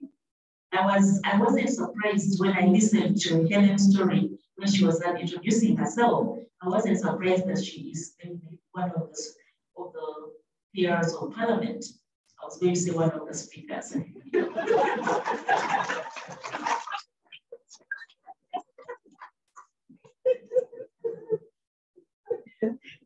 But you got what it takes. So please push it. Push it, do not give up. If you're 290, find ways of selling this to make sure everybody comes. But whatever you need to do for innovation,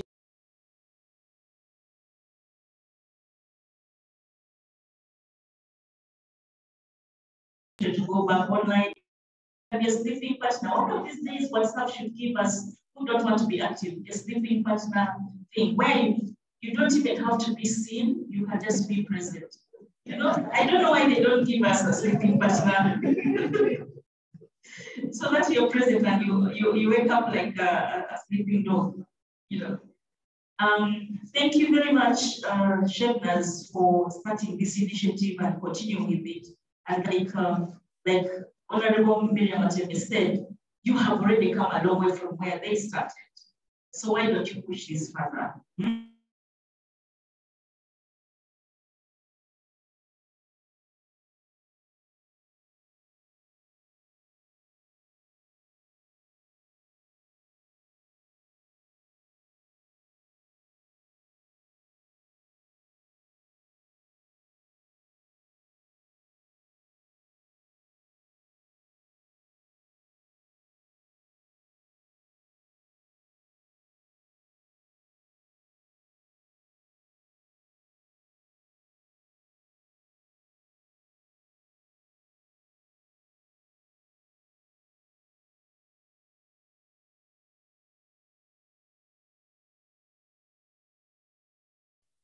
I would make sure we allocated cases in a computerized manner. So the magistrates I wouldn't bring the files to myself and then pick and say, let so and so handle this, let Lydia Mugabe handle it now, handle this, or let Sylvia Namuri, those were my Reverend General's Chief Magistrate, or His Lordship Mugabo. The computer will do it for me. Now, and it has not changed. We just need to make sure. And I don't know which area of practice my brother Stuart is at, and probably that informs why he probably can't be here. And of course, I'm not saying that all the Cheveners should be in Uganda. You might have a call for a time to be elsewhere, and that is your call. Just know what you're called to. The most important thing is to be self-aware.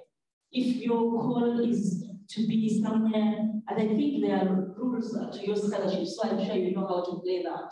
Because I think there's a return back rule, a return home rule, and things like that. If you know how to play that, if you're not going to have to pay back, fines and things like that, like I hear some, I think in Fulbright they do that, then you know exactly how to play your skills. And if your skill set is elsewhere and you are perfecting it, just remember, Africa is at a level of takeoff.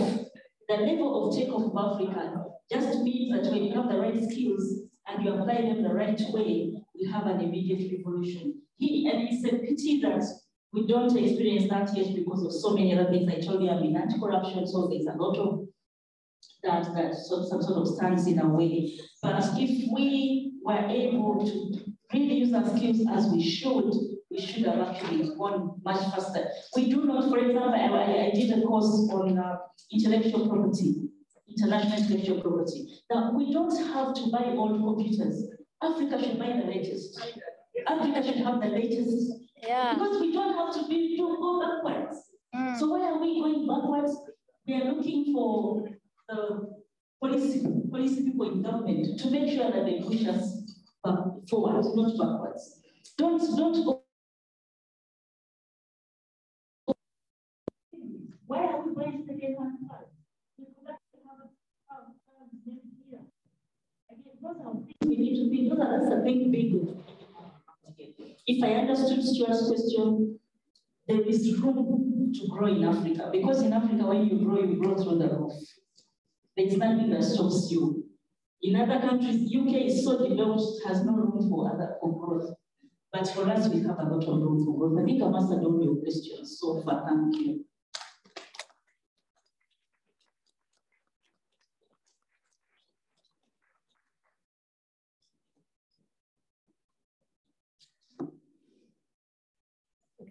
Computers. I have been tasked, so I'll let my Lord take her seat first.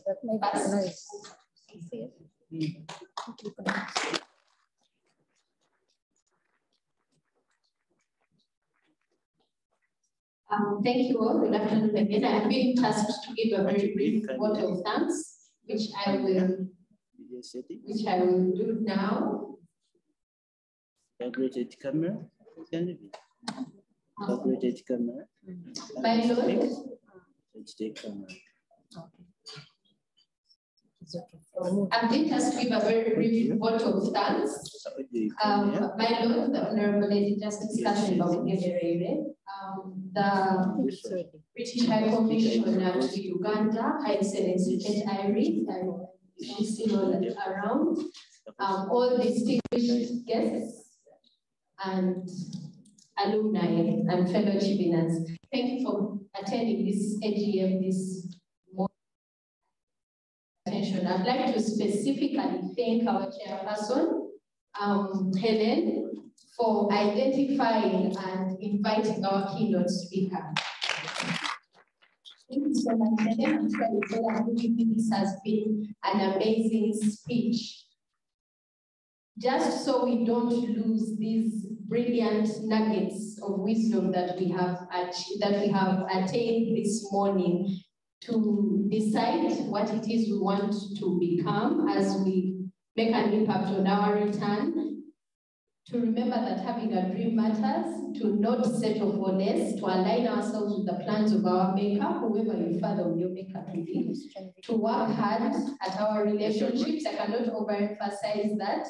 And since I have this platform, I'll take this opportunity to use myself as an example about working hard at relationships. I was honored that my Lord, the Lady Justice Babugeberere, wrote my recommendation letter for the Chevening application.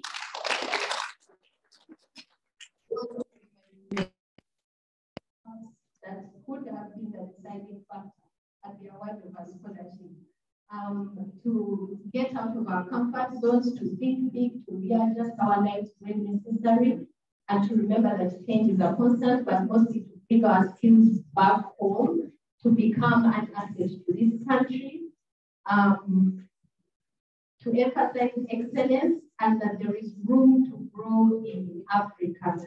I kid you not, the drive for excellence in her lordship is not what she mentioned here, is an underestimation. I had the honor to work with her, and it is the only way to make it in life. If you have that stereotypical, understanding of government and government institutions are mediocre, not when you work with the justice from you are driven beyond mediocrity, you work hard, and I think, like she said, the testimony of her life is just an example of that. So sharing that with us this morning is nothing but proof of what is yet to come. So in all those words and a recap of what her keynote speech was, I would like to take this opportunity to thank her. Like a great English philosopher once said, I can no other answer make than thanks and ever again thank you. I just want to again, because it is, yes, I was going to, yes. I'd like to then invite our chairperson, Helen, who has a token of appreciation to hand over. And by virtue of being an advocate, I will take this opportunity to encourage us all. So in court, we stand for a judge. When having the justice was coming up and I realized as the owner standing, I had to make this moment. But I'd like to request all of us to stand as we address the judge as I rose. So please stand as our chairperson hands over a token of appreciation. Thank you very much. In the spirit of nurturing young leaders and influencing, the citizen we are also owned by the Lady Justice. And from here, that I see a lot. But since there are now I'll give you the honor. I give the gift of nurturing for leadership, and hopefully they will be my place. All of you now have been noted to do the honors. Yes, it will have the ask you to come to the front. Then I'll do the honors of handing over to staff. Thank you very much for branding purposes. Here purposes. Hand over the staff. Thank you very much. You guys are all up. Very nice. Thank you for coming. You're welcome.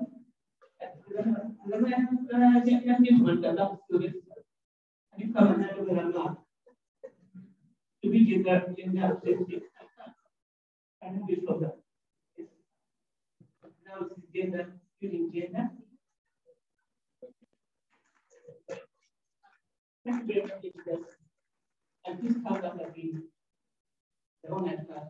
Thank you. Stand there about bottom, the two of you. The photo of our two. And she has.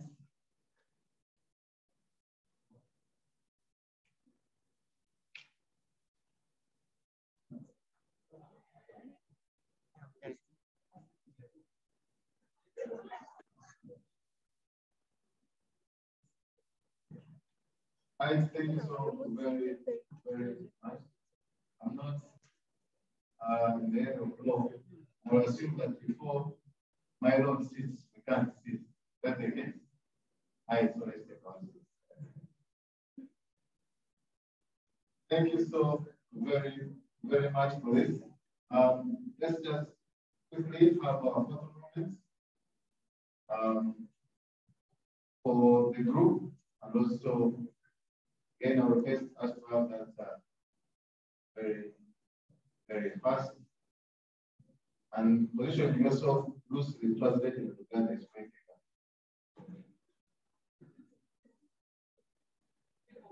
So let's do this. Let's have the photo moment, please.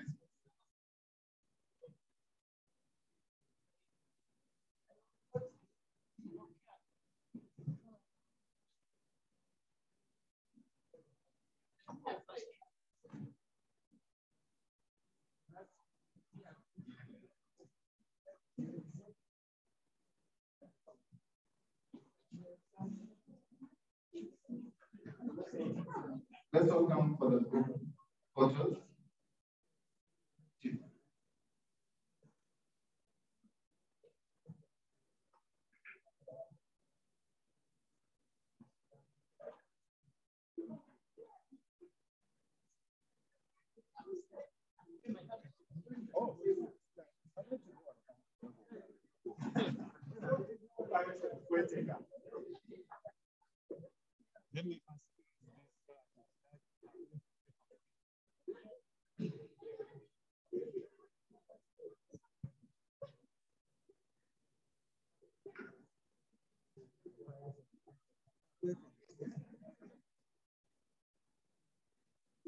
And I guess we're ready for this. So.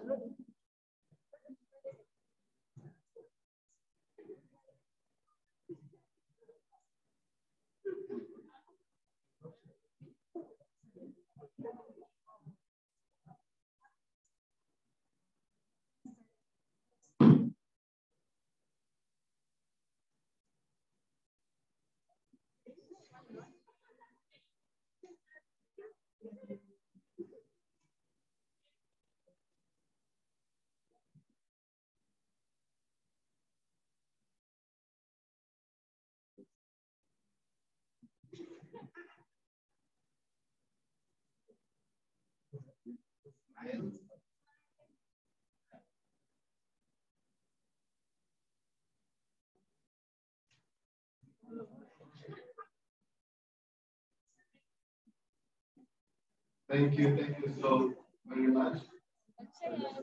One justice and then one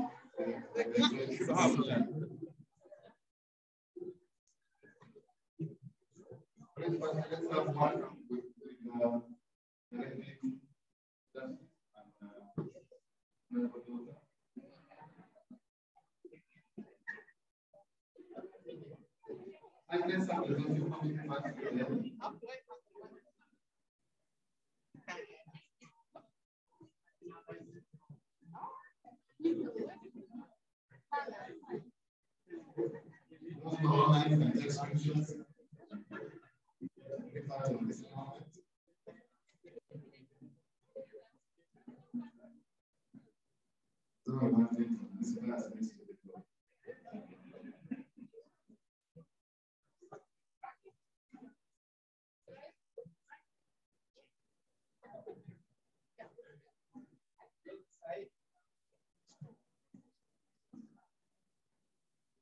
Thank you so very much. Let's have one with Melo and Doctor.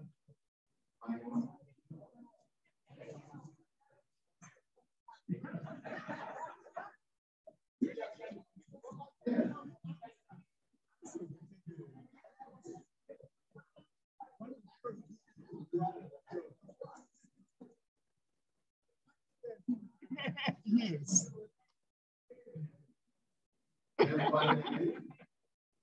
In the spirit of positioning, I'll take one with this one.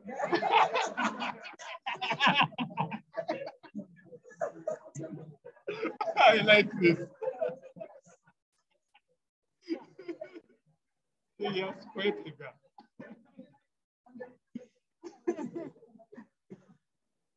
Now see this one.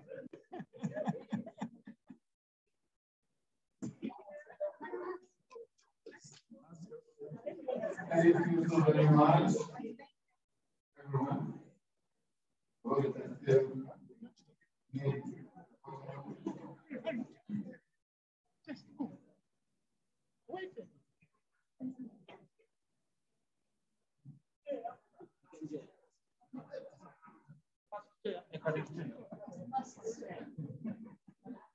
Let just become injustice, shall for justice. Well, that's close.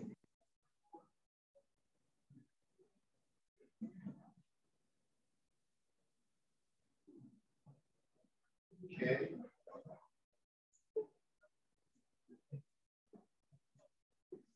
past chairperson, the current, and this will be the final one.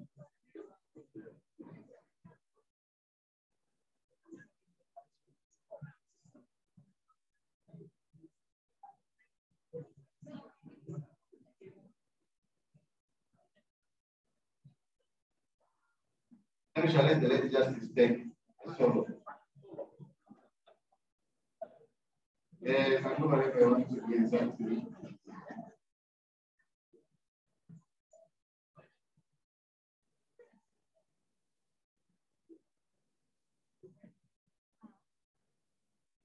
Thank you so very much. All right, thank you. So that's out of the way. I'll just request that we move quickly. Where's the podium? And that then means we have to bring the podium back. As we do that, Grace, please prepare for the presentation. Thank you. The report. I don't know how this guys it to my thing.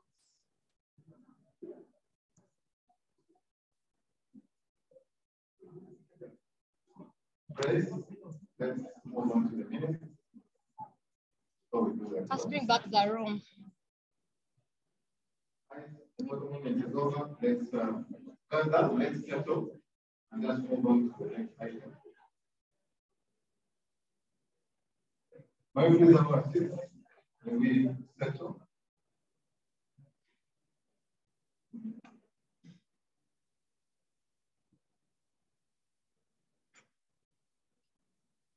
Right, thank you so very much.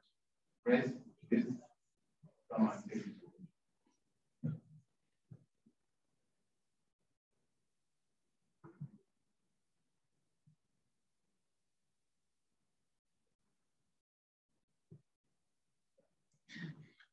Now, how are we going to do this? I'm in a dilemma. I'm the one moving the slides, and then who's going to present. So, do you mind sitting here?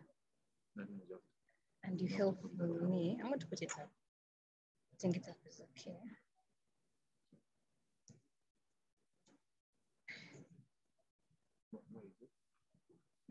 No, wait, let me first. I don't know why this is happening. Wait, don't leave it. This is a new computer that's connected to everyone. So if we force it and it refuses to work, I don't know what this guy did. I want to go here. Are you seeing it? No, because the screen is extended, so it's not screen is there. So the machine is right. So where do you want to go? I want to go to Zoom here. Can I share? I want to share it on Zoom. So you have to share it from here. You have to move the cursor out of this window to that window, which is there. This? Yeah.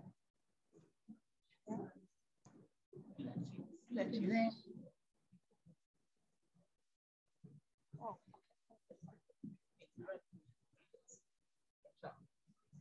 Help me now, then I will. Help me bring back that screen. Now this is what Yeah, okay. So you don't need to project because you're already seeing it.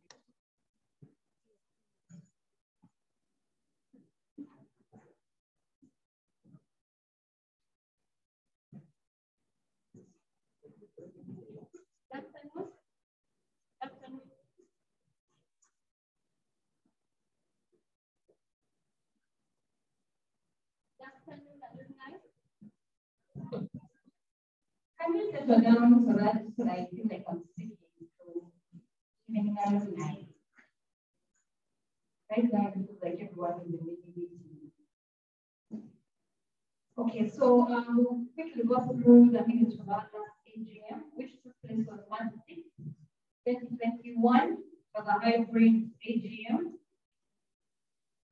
I will give the highlights of the minutes given the time we have.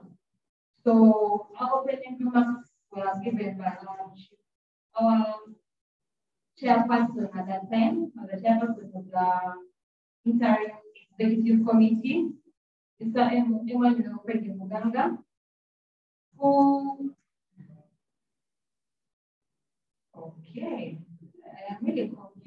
because I don't know if I'm addressing the AGM. Am I addressing the AGM? All right. So he highlighted the executive committee's work since November 5th, 2019, which was when the interim executive committee was established. The first meeting of alumni. Some of the things that the interim committee did was draft a constitution, which was shared with alumni. Members gave feedback during the online conversation. So we had different online meetings where we discussed the draft constitution. The interim committee also submitted a bid for the Chevening Alumni Fund. Unfortunately, we didn't go through that time, but we promised to submit more bids in 2020, which we did. 2021, which we did. A campaign to support our communities. We carried out a campaign to support our communities during COVID-19 at SOS villages, where we were represented by Uganda, who was the liaison officer of the committee at the time, Helen Kawesa was the vice chairperson at the time, and the chairperson, Emmanuel. And then he encouraged the incoming executive committee to continue such projects. The interim committee also pursued a partnership with the Commonwealth Association, and we held a joint webinar to encourage people to apply for scholarships to the UK. With an Amagan and the winner joining the couple represented, the Chevening Alumni Association. The interim committee also partnered with the British High Commissioner on a webinar, again encouraging Ugandans to apply for the scholarships. And the interim committee also encouraged Chevening Alumni to review people's applications, which we did. The chairperson, Emmanuel, appreciated the support of High Excellency Secretary, British High Commissioner, and her predecessor, Mr. Peter West, all the support. And in a special way, he also thanked Sina Omala for her guidance and gentle nudge. He was being very political. Sometimes he does nudges anything but gentle, but they are very necessary, and we appreciate them. So, during the AGM, we take the way forward. There were some recommendations to the interim committee, to the incoming executive committee, and these recommendations were to ensure that we have a vibrant alumni association. One was to identify what our identity actually is and communicate it. And then he also offered strategic direction for the alumni association, which one of them was to have strategic objectives that will shape the association for next year. And he proposed some objectives and put in the 4 minutes. And then he ended his remarks by assuring the incoming committee that the interim committee would support it, and I think they have. After his remarks, we had Her Excellency Ms. Eri, the British Commissioner, give a speech where again she thanked Sina for support. She thanked the interim committee for all the activities despite the pandemic to keep the Alumni Association active. She stressed the incoming committee that the British High Commissioner was going to support it. Requested the incoming executive committee to identify sponsors of future Chevening scholars. This is a goal is spoiled in the Chevening network in Uganda. She congratulated the interim committee on organizing the AGM. And she concluded by saying she looks forward to meeting the new committee and repeated her commitment to supporting the association. After that, she had our keynote speaker. Our keynote speaker last year was Professor Samuel Sejaka, who is an academic and a businessman. And he stressed several things to the alumni. The first was to remember that we are a network, and to remember that we need to give back to our community, and we should think beyond ourselves. To use our social capital, to use and also develop emotional and social intelligence, so that we benefit communities. Encourage us, the alumni, to understand the current trends, which are disruptive, complex, and ambiguous, and recommended you'll get both business as speed of thought and the lessons had with transformative change. We then had a Q&A session with a keynote speaker. Some of the questions were on what our role is. And by our, at the time it was said that we're very elite. So what's the role of the elite in development? And he advised that we drop this elitism and get back to our communities and interact with them so that we know where they're coming from. He also told us to let go of cultural bias, especially among young people, and have an ability to engage with the community. Someone asked about the benefits of belonging to an association and how we can grow numbers. He told us so that to harness the great for the benefits, to be selfish at least, in order to harness to benefit the community. And by self the great, he meant all of us here. There's a way we can benefit our community, but we can't do it alone.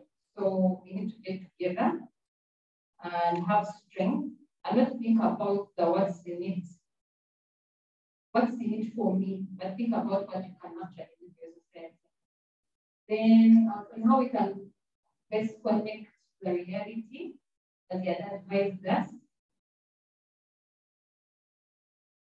He said we should do what we say we're going to do. Most of us, when we're applying, we say we are going to benefit our society, change the world. We get back and somehow forget to connect back to this world. So he advised us to do that. The outgoing chairperson, Mr. Mugaga, presented a plate to the Professor Sedra and thanked him for the keynote address. After that, the compliance officer in the interim committee, Mr. Nanga, took us through the draft constitution. She thanked the different people who had helped her the drafting, and this included Mr. Lavrova and Ms. Percy. Nambatya, she highlighted the process of coming up with the draft constitution. It was reviewed. And Ms. Farova Toyola submitted to follow the constitution had been read by everyone, which became the affirmative, and she moved the motion, the constitution to be moved. Mr. Jonathan Machom and Mr. Nkeda seconded the motion, and the constitution was unanimously adopted and passed. After that, we had the election of the new executive committee, where Tina was our electoral commissioner. And after the voting, these were the nominees for the election.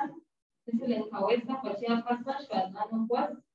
Mr. Alan Brand, Sembandre, vice chairperson, also unopposed.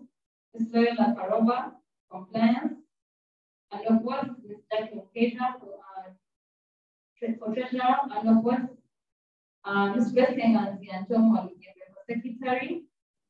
Ms. Witanamagan and Ms. Brian Babas for community liaison officer. And Ms. Kena and Mr. Livia and Julian Nalubama for communications officer. Each nominee gave a speech and why they should be voted. And these were the ones who were true. Voting took place both physically and online via Google Forms for the communications officer, community liaison officer, and secretary roles. In the voting press, I got 15 votes online, 11 physical, just votes in total, 5 online, 11 physical, 16 votes, and you elected me as your secretary, the new committee. Thank you. For the community liaison officer, Rita Namagana votes 16 online votes and 16 physical votes, 32 votes. While Marion got 4 online votes and 3 physical votes, 7 votes, and Rita Namagana was elected as the community liaison officer on the committee.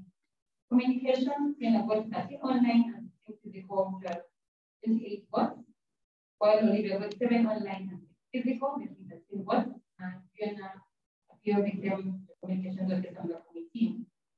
So the new executive committee, there are also the leaders and the full committee, these are the full members of the full committee, Helen Kawesa chairperson, Alabra and Semanja vice chairperson, Natalie Kainja treasurer, Westing and secretary, Peter Namaganda community liaison officer, Fiona Pio communications officer. I see in the minutes I missed out Loyola Maroka, so my apologies for correct that. That compliance officer. The outgoing chairperson handed over the instruments of the incoming committee, and the new chairperson of the committee, Mr. Mbasa, gave a speech after the outgoing committee to work done, as the alumni advised to the committee by getting and taking advantage of the group of the British High Commission. Honorable Dr. Samira Mbasa gave a vote of thanks, first the organizers. She thanked God for the opportunity, the scholarship, and the opportunity to serve and give back to the community. She thanked the entire committee for doing everything during COVID-19 and to successfully handing over power. Then she handed over certificates to the entire committee for their services, group photos there. Second, and let me take anything lunch and never death and pleasure. That is a summary of what has happened last year at our AGM.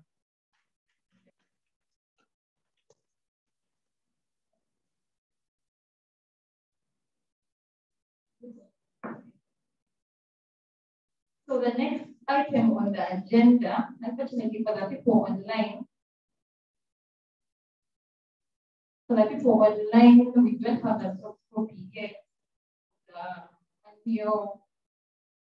I want to present the executive report to the annual the annual general meeting. The executive report is a summary of what we have done as an executive committee in the last year.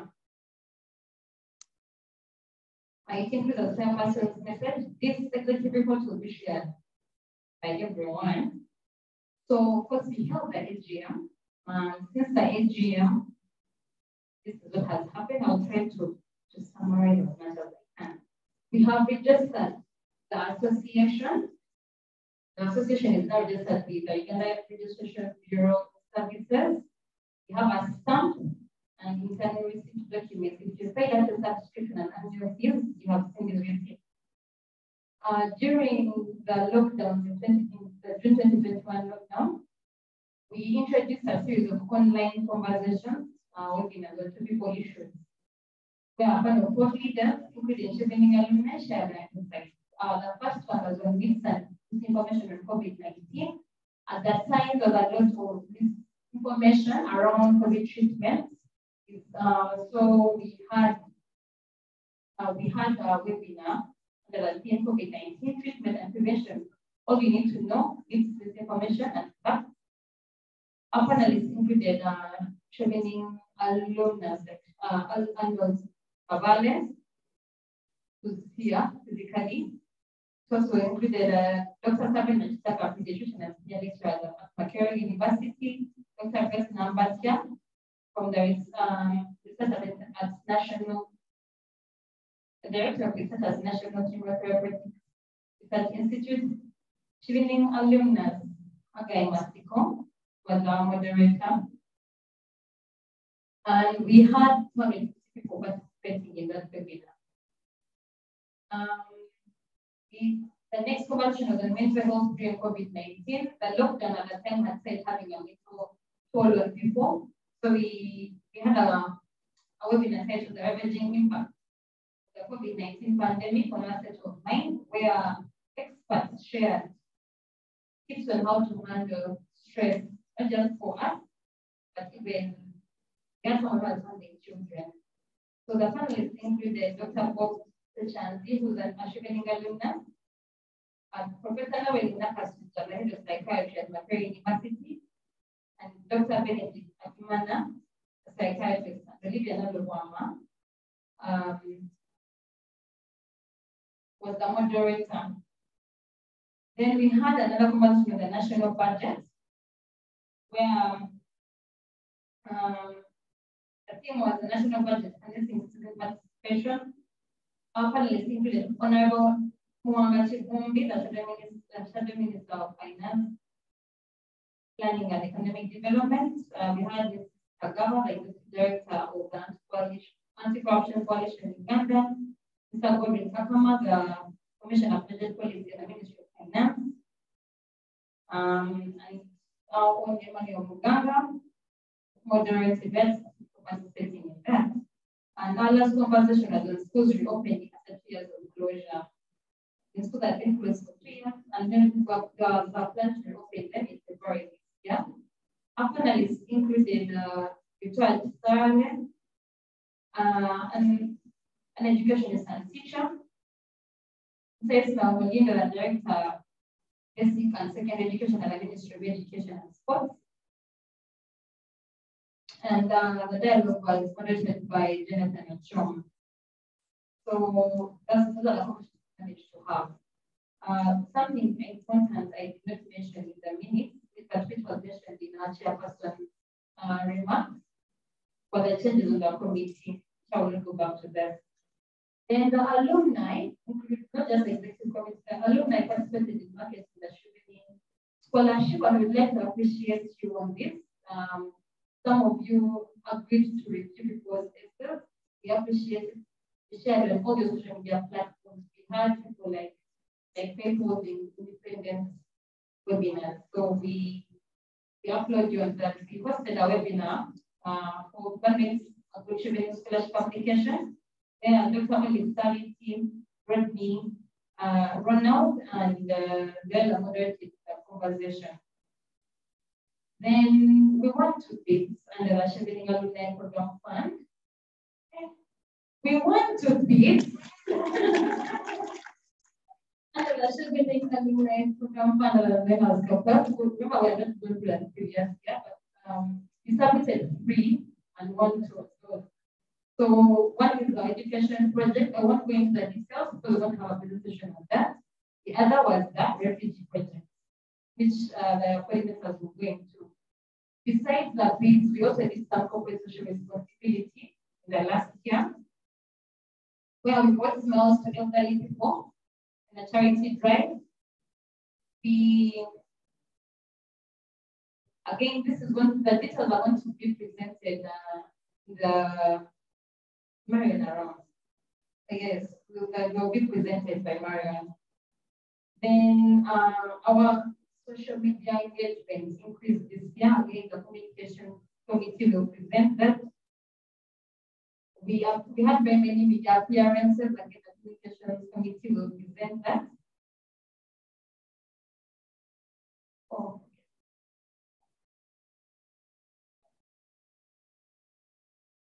And then we've had more members paying up their membership and subscription fees. Again, the finance, the treasurer will present that. So that is a summary of what we have done as the Alumni Association. Before I hand over, I realized that while I submitted the minutes of our last AGM, they were not adopted. So I propose, okay. Okay, I propose that we adopt them. Any second, submit was done on the term of second. Is that true? Adolf Cavani has seconded, and Faith Edigold has seconded. Thank you. Thank you so much, Grace. In the interest of time, I now invite the chairperson to present briefly the report.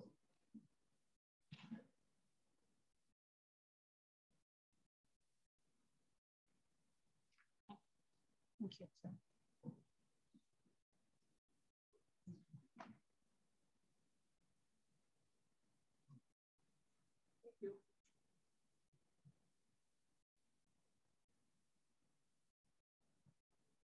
Thank you. Thank you, team. Chief Nurse, can you please clap for our secretary? The minutes officially adopted and signed will be shared on the WhatsApp forum. The report from which we have been reading is submitted to the WhatsApp forum. Any of you like a copy, physical, we have some. You can request that the principal address is sitting for a copy, if you are read through, exactly what is done. So kindly get a copy for yourself. Now, still as part of the reporting activity, to make it more inclusive and provide monotony from the chair, who has a good voice, but give us a social setting their voices. I'm going to ask that the leads of the different offices on the executive committee come forward and make presentations, which will be delivered by them in around 5 minutes. And they'll be projected on the screen. I request that you pay attention as they present, and that at the end of it all, we'll ask questions, if any. I think question done, Secretariat. Next, we have committee liaison. Supposed to be Marion, but she's away. I don't know if Brad, you're ready, or someone should go and prepare yourself. I'll now request Fiona come and present for communications. Communications office. Kindly give a round of applause for Fiona as she comes. And you can open your WhatsApp forum. The report is there in clarity. If you want to see your hand copy person, and get a copy at the table. Thank you very much.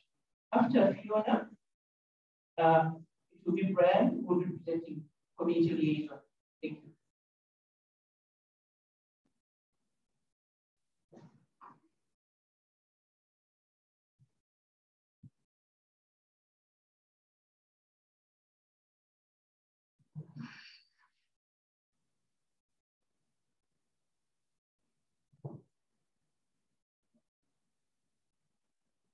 Good afternoon, everyone.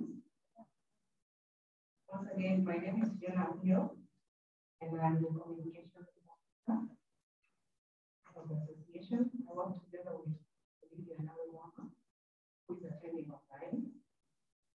I am representing the report from the communication side. The communication topic is run by myself, Fiona Aguyo, and Chevening Alumni and Olivia Alumni. Olivia Alumni is an alumna of the University of Bradford, and she did a master's in African Peace Studies from UPS. That was 2008, 2009, and she has over 15 years of experience in journalism, public relations, and political reporting and analysis. Basically, the main role of the communication docket is to raise and maintain the visibility of the Chevening Alumni Association and the Chevening Award. And through this, we aim to attract more applications for the Chevening Award. And how do we do this? One way we do this is through the social media engagement to drive involvement, engagement, and synergies among the Chevening Alumni through our social media pages. We highlight the activities, achievements of the alumni, and also engage with prospective Chevening scholars. We also share relevant information regarding the Chevening scholarship. And our main social media pages are WhatsApp, Facebook, Twitter, and the LinkedIn. With Facebook having 656 likes and 795 followers. Twitter has 418 followers. LinkedIn, 554. And we often appear in search results about 307 times monthly. And then the WhatsApp platform.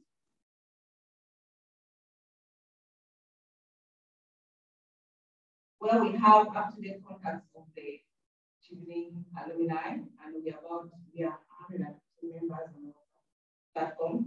And among all these social media avenues, the most active is WhatsApp, where we always discuss lots of relevant and informative topics. And also through our social media platforms, we have been able to raise the Chevening flag, the profiling Chevening alumni. the alumni who are profiled was myself, Fiona Pio, as Mama, besides the lawyer work.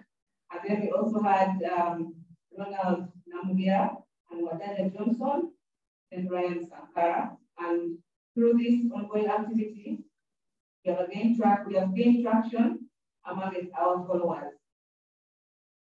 Another way we also raise the Chevening Association visibility through our monthly webinars. We have held a number of webinars throughout the year. And there were about 5 of them, the first being COVID-19 treatment and prevention. That was moderated by Hagai Mexico. The second was the ravaging impact of COVID-19 pandemic on our state of mind, moderated by Olivia Nangwama. The national budget harnessing system participation, moderated by Emmanuel Mugunga. And what makes a winning scholarship application, that was moderated by Loyola Paragwa.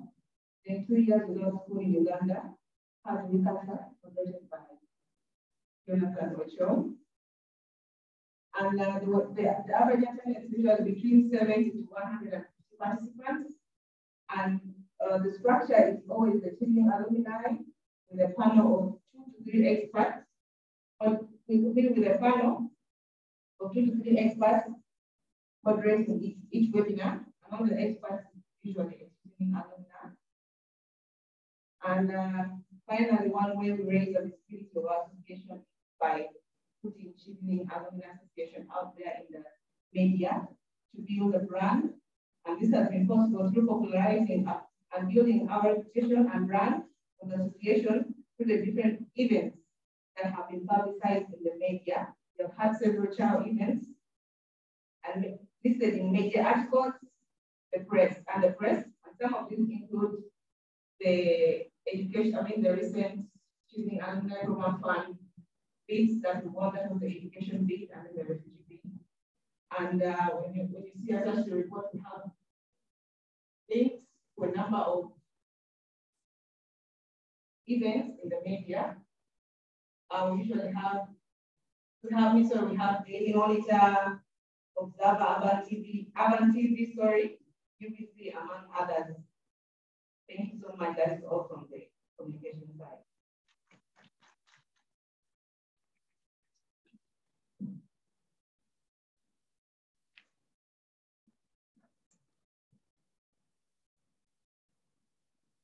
Let's give a warm round of applause. Very good work. The lawyer and the communication needs. PD, we need you on board to help us. Communicators, we need you on board to help us with our commission drive. If you have something to say at the end of the presentation, on how you think you can go visible to students. So we look for you to see that. Next, and I remember you promised when you are in the interview that I sit on the panel, many of you promised that when you are doing the interviews that you give us visibility. But if you look for you, we don't see you. I won't say that names, but I guess executive knows. Next is the community liaison, Brian, and then after that we'll have finance. Okay, we'll have a legal compliance.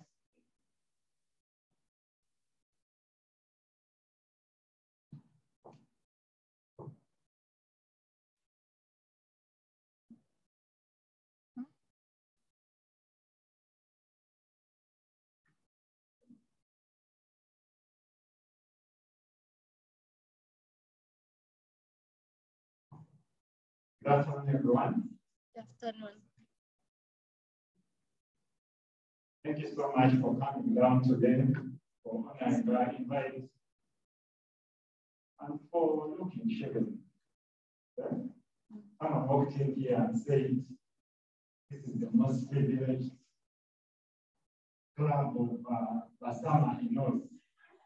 The most educated club of Basama. And indeed it shows. So thank you so much. And I don't know if the Judicial Commission is still on.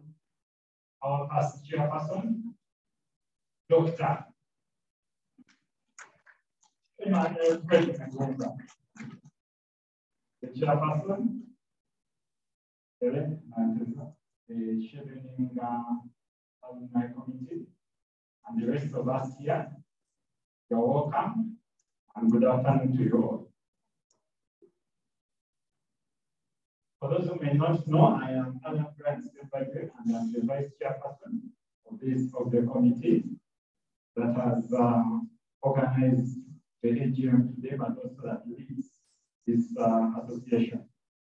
Before I delve into my reports, I have been given the duty to speak about community life.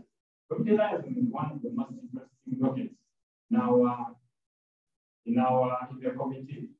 For many reasons, it keeps changing leaders. So you elected Rita Namaganda, but currently it's being run by Marion Powers. But also it's a very fluid kind of document. It gets into communication and then it runs into every other facet.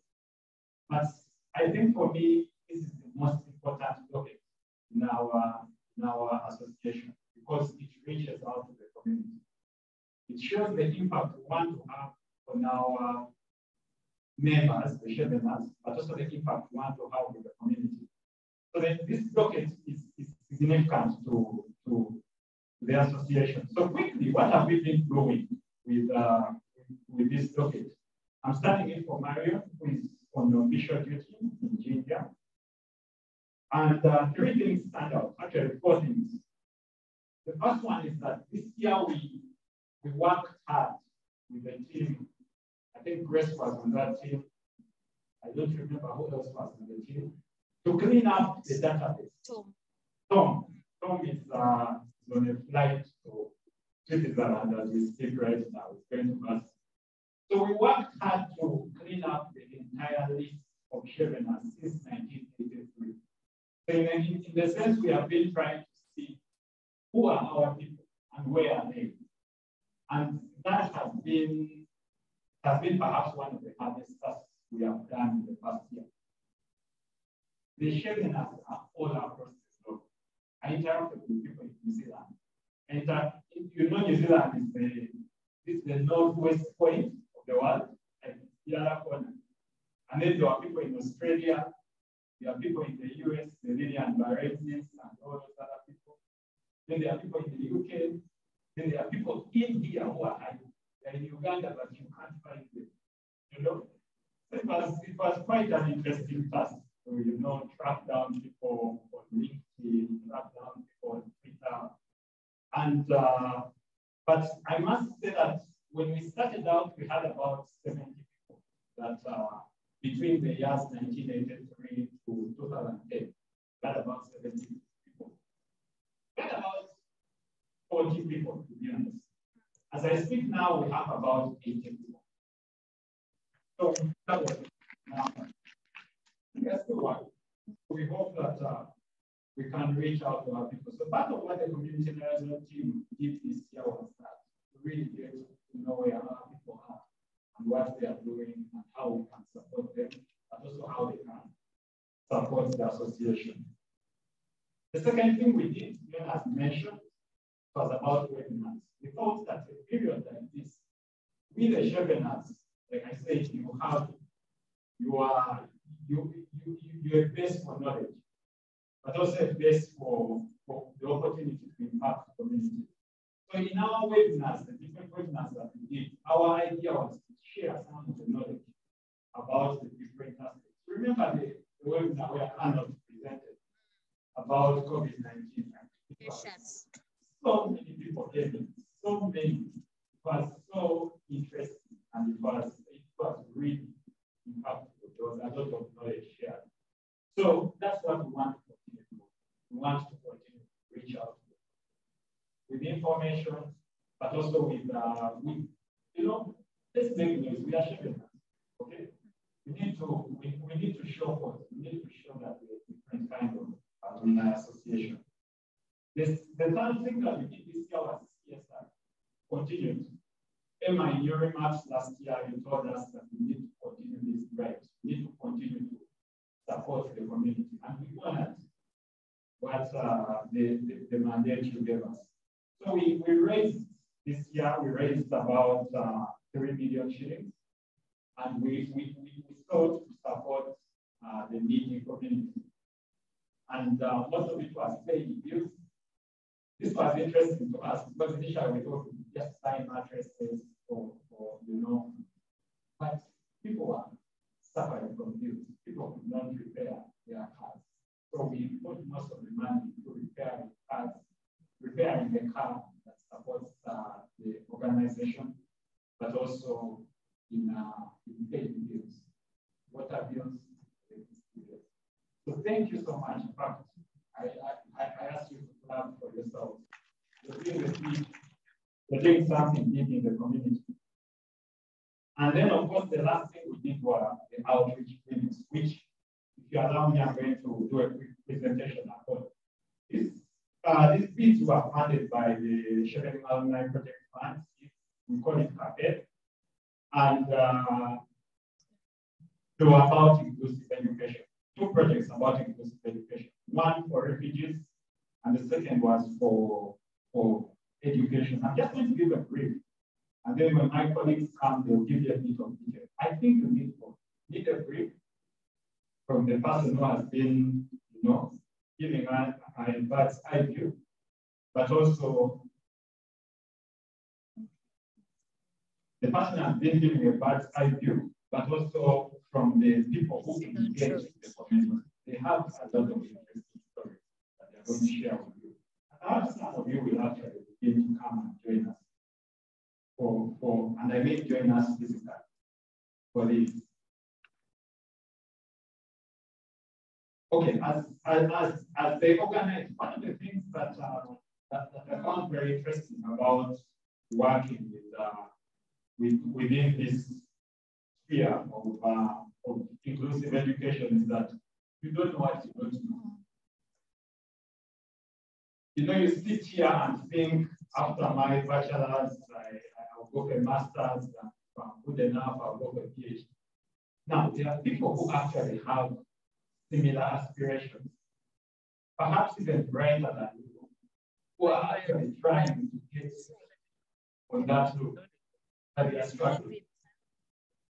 They are struggling. And the only challenge, the only thing they need is for one of you to reach out to them and say, this is the way. So when we went to refugees, for example, we discovered that a number of them want to get this scholarship, but they don't even know where to start. They don't know where to find them. Okay, so for me that was quite a learning because I thought this information is out there available. So again, there's a lot that we can do if we join hands. Online are seeing it, that's what I'm saying. Wow. Okay. Yes. Maybe the other thing before I start my presentation, I'm trying to fight time. I also want to thank the people who physically came for these clinics and participated. And for that matter, let me recognize those who are in the room. Nicholas Sokot, thank you so much for coming and presenting on financial literacy. Looking for other people. Oh, Charity Namara, yes, presented on gender, human rights. Thank you so much.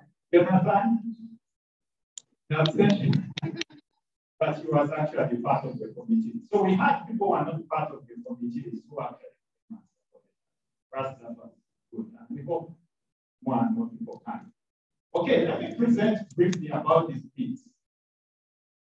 So the focus area this year and probably over the next 3 years is inclusive education for the Chevening Alumni Association. And this particular year, we just had two areas, two groups that we focused upon. One were PWDs and the others were refugees. We had a few partners for PWDs. KSPH stands for Canberra School for the Physically Handicapped, Ministry of Education and Sports, and then Commonwealth also joined us along the way. And then for the refugee, the partners were Yarit. Yarit is a global winning NGO for refugees.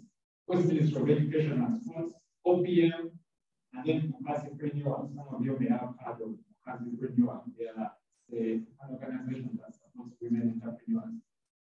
The initial goal was to create awareness about PWD. We wanted to reach out to PWDs, but also to make some noise about their plight, especially after the pandemic. And then, of course, in that, we conducted some roundtables and the conference, but also raised some funds. I think I'll speak about this at the end, about raising funds. Let me first complete this. Then we also wanted to create awareness about refugees. So for some of you who follow this, what is going on in the country?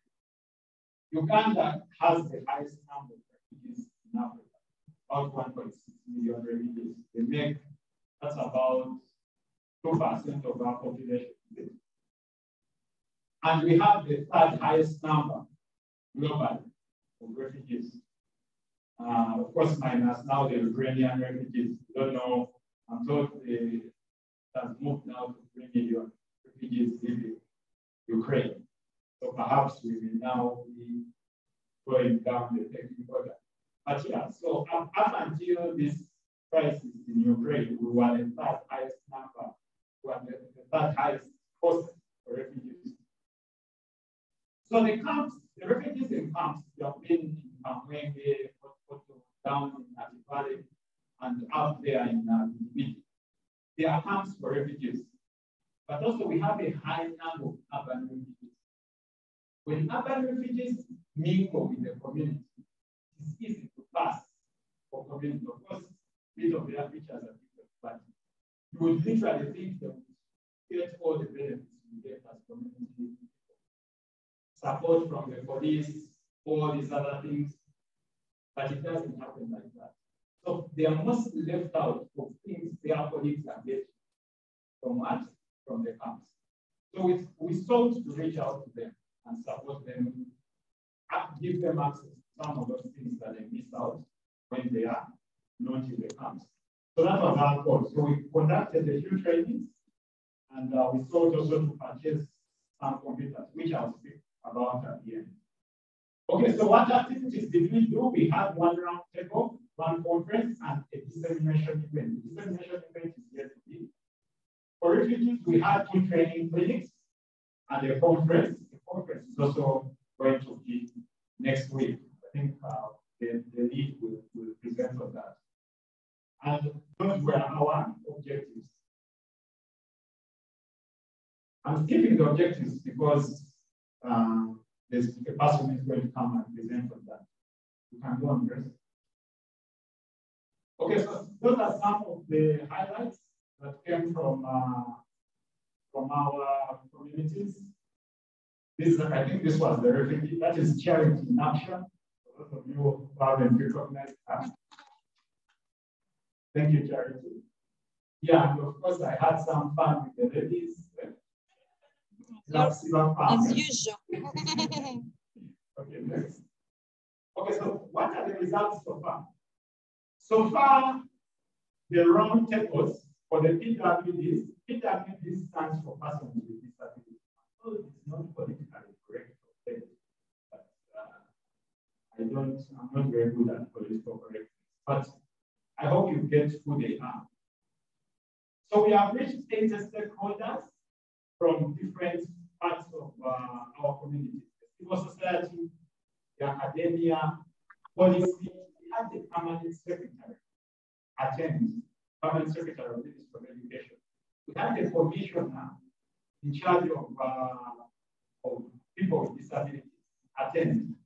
We had MPs representing people with disabilities attend our conference. So we are reaching the right people.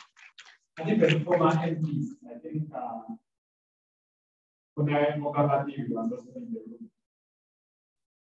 In that, we had 10 action points. I don't want to get into them because there's some presenting for you on that. I'm presenting this just to get over what we did. And then for refugees, we had over 160 refugees reached in the clinics that we had, training them in gender, human rights, financial literacy, and entrepreneurship. And then, of course, we picked up so many interests in further education, so we have sent a team of you to go to Gary and speak to about 30 children who want to get a scholarship. Right? So we hope we can get volunteers. And then, of course, there was a bit of media coverage. Okay, so this was the call to action. Again, there are some concepts from it there. My commissioner told you earlier that she was part of the conference. That's what she meant. She came and graced our conference, which was remarkable. But then they devised 10 minimum demands to push for persons with disabilities. As you can see, the permanent secretary of education signed that document. So she committed to adopt what we are doing.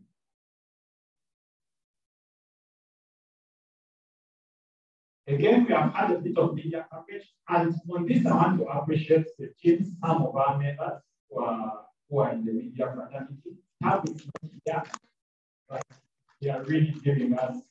I think I've just been reading something when I was at my desk. There's an article I wrote about fraternity. I just saw it when I was coming over here. So it's interesting. We are getting, media coverage, and I'm glad because that's what we want to be in people's faces. They choose whether they want to see us, but we shall be in their faces. But not just for the sake of being in their faces, but impacting the community. I think that's significant. Okay, so finally, this is the roadmap that we had developed, or we have been working with. So we had a bit of challenges. Some of these activities were meant to be done last year. But then we had OPM, we had to have a clearance from OPM for the refugee bill. And that took so many weeks, so many that we almost thought we were not going for that. So for those of you who are connected to the OPM, working with the OPM, this is where the message of the levy justice comes in, and that we need people to actually learn to do their job and to do it excellently. So we need to challenge people to actually push and do what they need to do. Okay, so we have completed the 2 clinics for refugees. One was on 12th, the other was on 26th. We have also completed the round table for the PWDs, inclusive education. It was on 25th, and the other was last week, 9th March. There are 2 things left, and this is where I am going to put a lot of my energy. The first one is an inclusive education breakfast for collecting stakeholders around persons with disabilities. It's going to be held on March 30th. Great. We need, maybe you could go to the next slide. So I can put figures. I'm an accountant by training, so I like to speak in figures. We require a resource center at the Kampala School for the physically handicapped. And I know Olive is going to, Olive is more eloquent than me, so she will, I'm sure she will give you a better pitch on this. But we require 1.2 million Uganda shillings. Only that, among only 1.2 million Uganda shillings. Only add that. But here is the deal, that money is in your pockets. It is in the pockets of the people you hang out with, it's in the pockets of your network. So we are going to need you to actually come on board to be able to raise 120 million shillings. We have had some people make a bit of commitments, what they think we can do to raise this fund. So the breakfast is really meant to bring in people and tell them they need this money. Of course, we shall tell them what we have done so far. But maybe we are going to tell them raise this money. 120 million. Why are we raising 120 million shillings? We want to build a resource center at the Kampala School for the physically handicapped. You may be wondering why it's that expensive. It's because it is being designed in such a way that it can support the physically handicapped. We already have the paperwork, we already have the designs, all it is going to present that. So, even as you live, or even as you listen to me for online, I want to challenge you to look into your network and say, this thing, how do we support it? Okay? Because if we had about 12 organizations give us, 10 million each. 12 organizations. Even some individuals, like Toyota, can just decide to give us 10 million. She has been mining gold and approach to oil. So 10 million. But to cut out a bit of the jobs, I actually think organizations can give us this money. Not a lot of money. We want to tap into CSR budgets of different organizations for a good cause, not a great cause. Then for the refugees, we want to buy 10 computers. Now this one, people can give age. Just let me, I'll give you 5. Each computer is being budgeted at around 3.2, 3.3. And then we also want to purchase internet for the hub for at least 1 year. Because you give them a push, but give them computers and internet for 1 year. So we are looking to raise 35 million. So in total, we want to raise about 150 million in the next 2 weeks. It's not go quiet.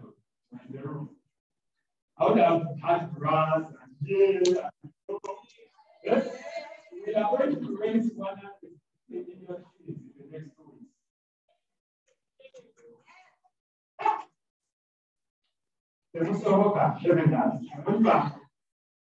Okay, so one of the things that I want to mention, maybe to just give as I conclude my remarks, I think one of the things I want to mention is that as Chevening scholars, there's a lot we can do. And for me, this is the start, just the start of the possibilities. But I want to challenge you, even as we think about these things and all the things that we are doing. There's a fear of leadership in our country. And I'm not embarrassed to say it. I think I can say it even in my state. But there's also a fear of leadership in Africa. And as we can see, when we look at some of these crises that happen across the world, there's really something in leadership that is missing all across the world. The Chevening scholarship is changed. One of its pillars is leadership. And I cannot overemphasize the fact that each of you needs to rise to that challenge. So one of the things that for us as a committee, we think is that we want to have the identity of leadership in our country. That in the next 5 to 10 years, this shall be, a rolling meal for leaders, MPs, CEOs, presidents, prime ministers. That if someone wants to get fishermen, this is the leg, because we shall have trained them to do that. But first, we must be still. We must be visible. So, in other words, what I'm calling us to, or what as a committee we are calling you to, is to say, how do we first of all make our mark? Even as we push. For example, if we make our mark, we can go to the Leadership Institute and say, look, we want to build a leadership center. We think we can do this. And then they look through the papers, media over the last 1 year, and they see what we have done. So, I think you want to do something. Let's give you $20,000. Use your all to buy the land. So these things are interconnected. So when we call you for a clinic, we are not calling you for a clinic. We are actually calling you to be counted. And as you are counted, we build the scheme that we need to push the association, but also to push our agenda. Thank you very much.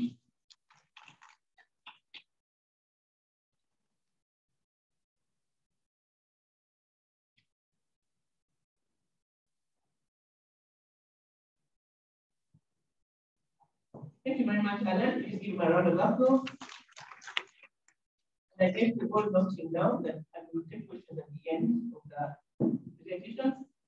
We will now request to invite Sarah to give us a brief presentation on the refugee project.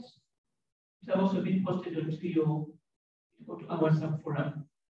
As you present, please you can follow from there. Give us 7 minutes. Thank you. Please welcome us next. Thank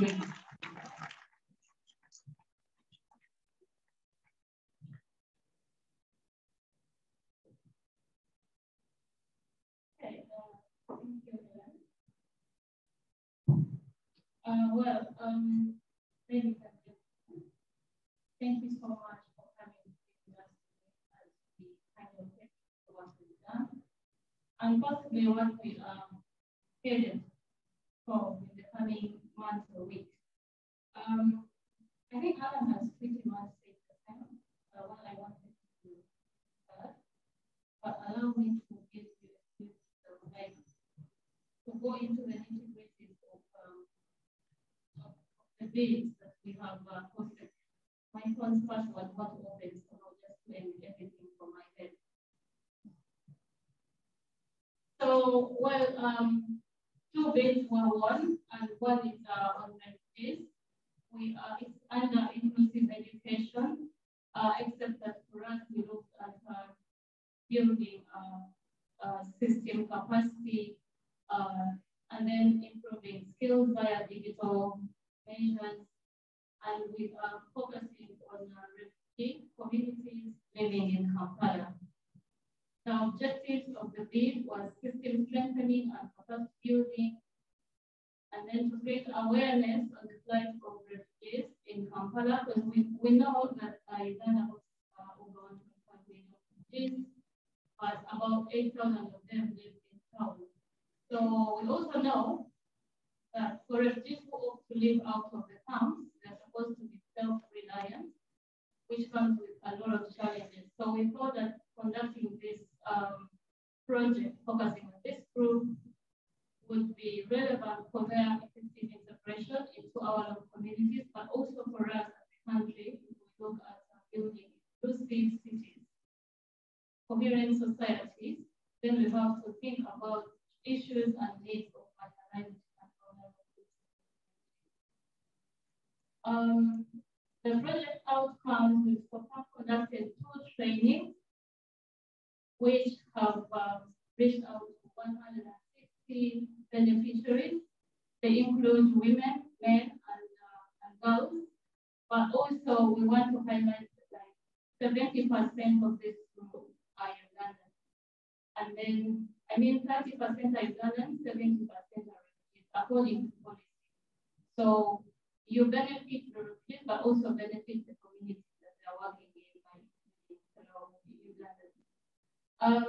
We are in the process of supporting an expansion of an existing ICT hub at the center, because we want to not leave everyone behind, include refugees, technology, digital skills.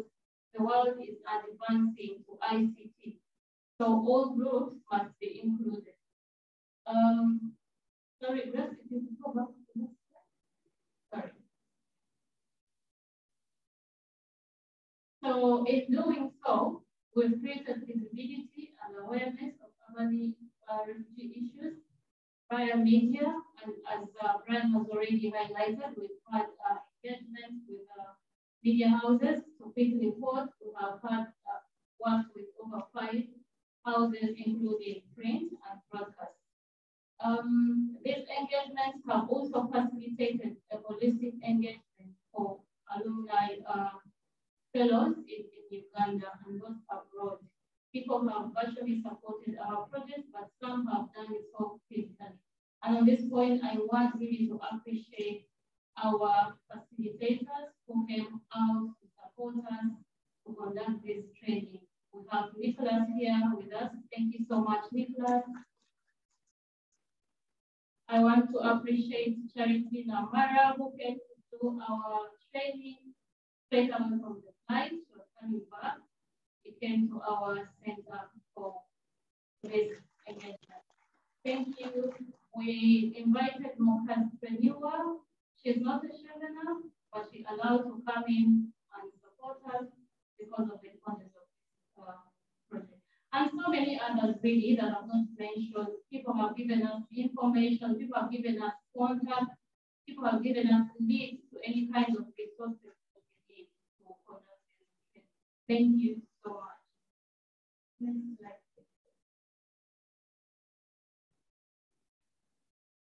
So our training has covered 5 thematic subjects: legal, gender, human rights, entrepreneurship, and financial.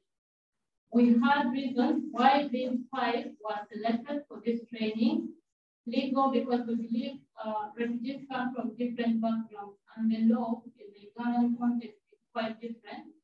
So building capacity, sharing information, and helping them to understand where to begin from in terms of legal help, it was critical for this.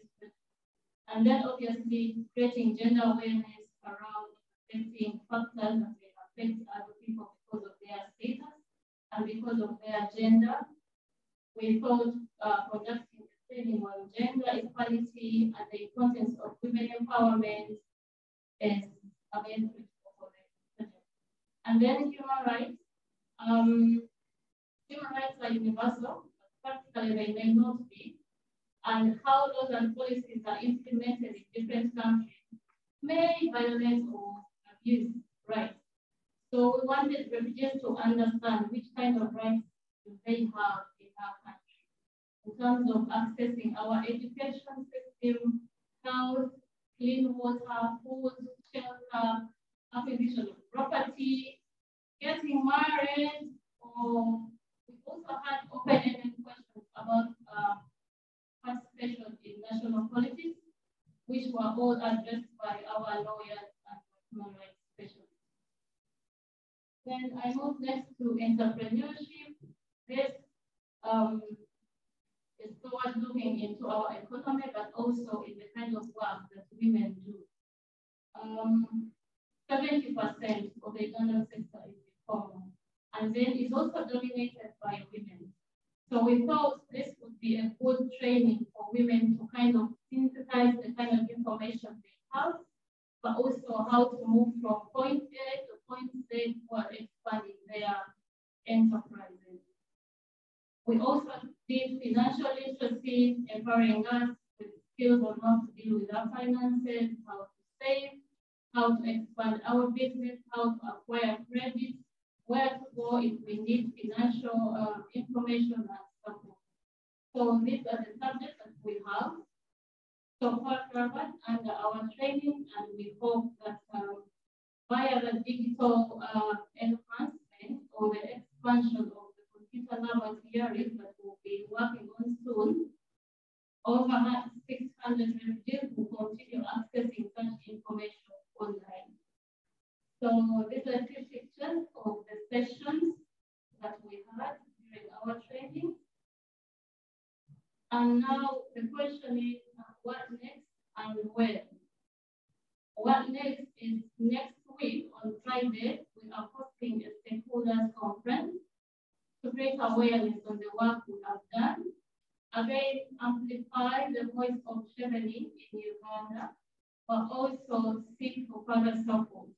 So the people invited for this conference are pretty much all working in these spaces, but we have also targeted corporate organizations, telecom, the banking sector, insurance, and the private sector. So if you're here and you have links, please get in touch and let me the right person that may come on board to support us.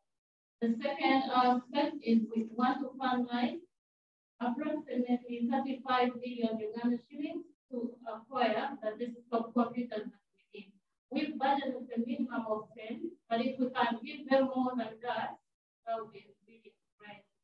So, and then on top of that, we think everyone should have at least some access to stable connection. I'm reading certain research by UNHCR accessibility to internet is actually important for refugees because they can access information for legal support, finding their way while they're in different countries, connecting to their families and friends, going for social support services. All this can be obtained on the internet. It cannot happen if they do not have a stable connection. So at the starting point, we want to sponsor 12 months of paid internet when this is finally done. The last one will be the actual purchase, the actual donation of this equipment. So this is pretty much what we have done. And in conclusion, I would like to again appreciate the partners that we have worked with so far. Here in Uganda is Young African Refugee for Integral Development. I hope I got that right. And then the Chevening Program Fund, the CAAU, the sponsor of this project. And then the Chevening Alumni Association, all of you that have worked with us, plus of course our esteemed leadership, Helen, Deputy Alan Bryan, the whole committee, and lastly our prospective partners who are still scoping to bring up on board. Thank you so much for listening, and please come on 25th for this event. Thank you.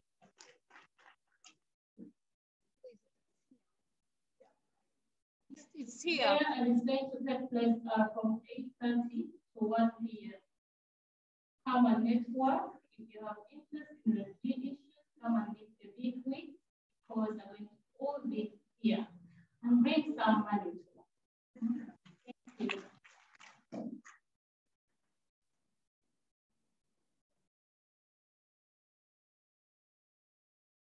Please give a round of applause. Right, all of the babies that we brought on board. They really kept us on our toes, a lot of energy and passion. Very true. Starting from scratch of those projects is not easy, but they started from scratch and brought them out. So we appreciate you, sir. Thank you for the good work. Next, I would like the lady herself, as you had introduced the Vice Chancellor, Deputy, and Olive. But she's going up there. Even the canonical from Deputy goes to Vice Chancellor. Let us speak to us about the education project in a few minutes. And then after that, we'll have Loyola take us through the legal compliance and the constitutional amendments and review. Thank you very much.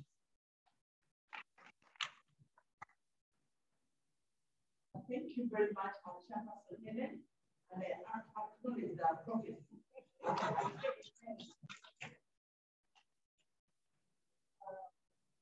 The Chevening Alumni Association of Uganda, the Executive Committee of the association, Cheveners, ladies and gentlemen. First of all, allow me to brag a little. I'm really proud of Sarah.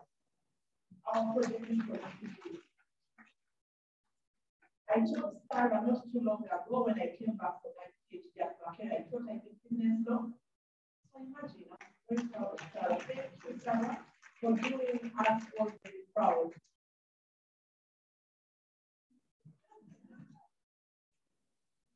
Okay, I'll just talk a little bit about the education project. Alan Bryan, our Vice Chairperson, has given us an overview promoting inclusive education. And of course, we know that how our association is the implementer of the CAAU approved project, and CAAU is the Chevening Alumni Program Fund, which is an initiative of the Commonwealth of the Chevening Scholarship Program, which extends funding access to different alumni organizations globally to facilitate them in influencing community engagement and impact. Then that's why we went to the UK. What is the rationale for our project? There is a high prevalence of disability in Uganda, The YouGov Uganda Bureau of Statistics report of just refusing to open. the figure at 4.5, sorry, at 14%, which is approximately 4.5 million, and that is only for people who are 85 and over. So it means that if you move a little lower, then the percentage even grows. And some people, naysayers, doomsday, I don't know if I should call them doomsday, but some people have even told us that we are all just 50% away from unemployment. You know, you may not be disabled today, God forbid. The disability situational, it is not always glorious. Some impairments are not as extensive as others. The disability situational analysis report, which was commissioned by the Ministry of Gender, Labour and Social Development, contains some recommendations for effective inclusive education in Uganda. Maybe what I need to add is that for the education bit, when we considered inclusive education, we looked at it in the context of persons with disability. You know, inclusive education could mean anything. It could mean bringing everybody on board, including the child. It could mean bringing everybody on board, including persons in refugee camps. But here we're talking about inclusive education for persons with disabilities, and our focus is on ensuring that we keep on arguing that inclusive education is not the opposite of exclusive education. Inclusive education is when you bring them on board in the same room like this, but we pay special attention to each learner in consideration of their respective learning needs. Okay, please let's move on. Please, so basically, because of that report, which contains some recommendations, I'd like to talk about particularly recommendation number 18, which mentioned the need to increase access to resources for inclusion. And this could include assistive devices which are provided through existing healthcare. So you see, although we are talking about education, assistive devices are handled on the Ministry of Health. Structure with no assessment and teaching, personal and classroom assistants, sign language interpreters, guides. And so our rationale was to ensure strategic and collaborative work amongst the stakeholders, persons with disabilities themselves, and of course all the other civil society and all the other aspects. We also intended to transfer the recommendations of the situational analysis report, the one I mentioned above, to come up with or to develop some workable solutions to the recommendations and some of the barriers to those medications that have been observed. Now, of course, you can't do these things in isolation. So we had a team, next slide, please. We had a team, the education team, the big team, the winning team. And a member, that's for that we have Jonathan Hayes, from Tunisia. Jonathan, fresh blood, fresh energy. Thank you very much for all your contribution to this. But we also had Faith Edicott, Samantha, the lady. Let's stand up for recognition, okay? And many of you, I imagine, don't have forms, you know, writing those meaning applications. So if you don't have any friends and they are struggling, let them struggle no more. Then, of course, we had a Chevening, who is just a person with disability, a silver or new, the one in a white shirt, is visually impaired. We had a Laura Nyirinkindi, a Chevening with expertise in special needs education and persons with disability. And then, of course, we have Dr. Ian Simpatuka, who is the architect behind our resource center, as I shall explain. Now, of course, there are people who don't appear there, but I cannot, whose contribution I cannot underscore, and that is the members of the executive committee. Without them, we wouldn't be anywhere. So thank you very much, members of the executive led by Henry. Thank you very much to Tina. Tina, I always know that you say when you see how to call it, you can have any time for driving our performance. Thank you very much. Tina, thank you very much. Arnold, I remember that at the round table, you know, if you had just disappeared at that time, it would have not been, you know. So thank you, Ronald Rutaya, who has been working hand in hand with together here. And of course, others, of course, Tabu, who kept on stepping in.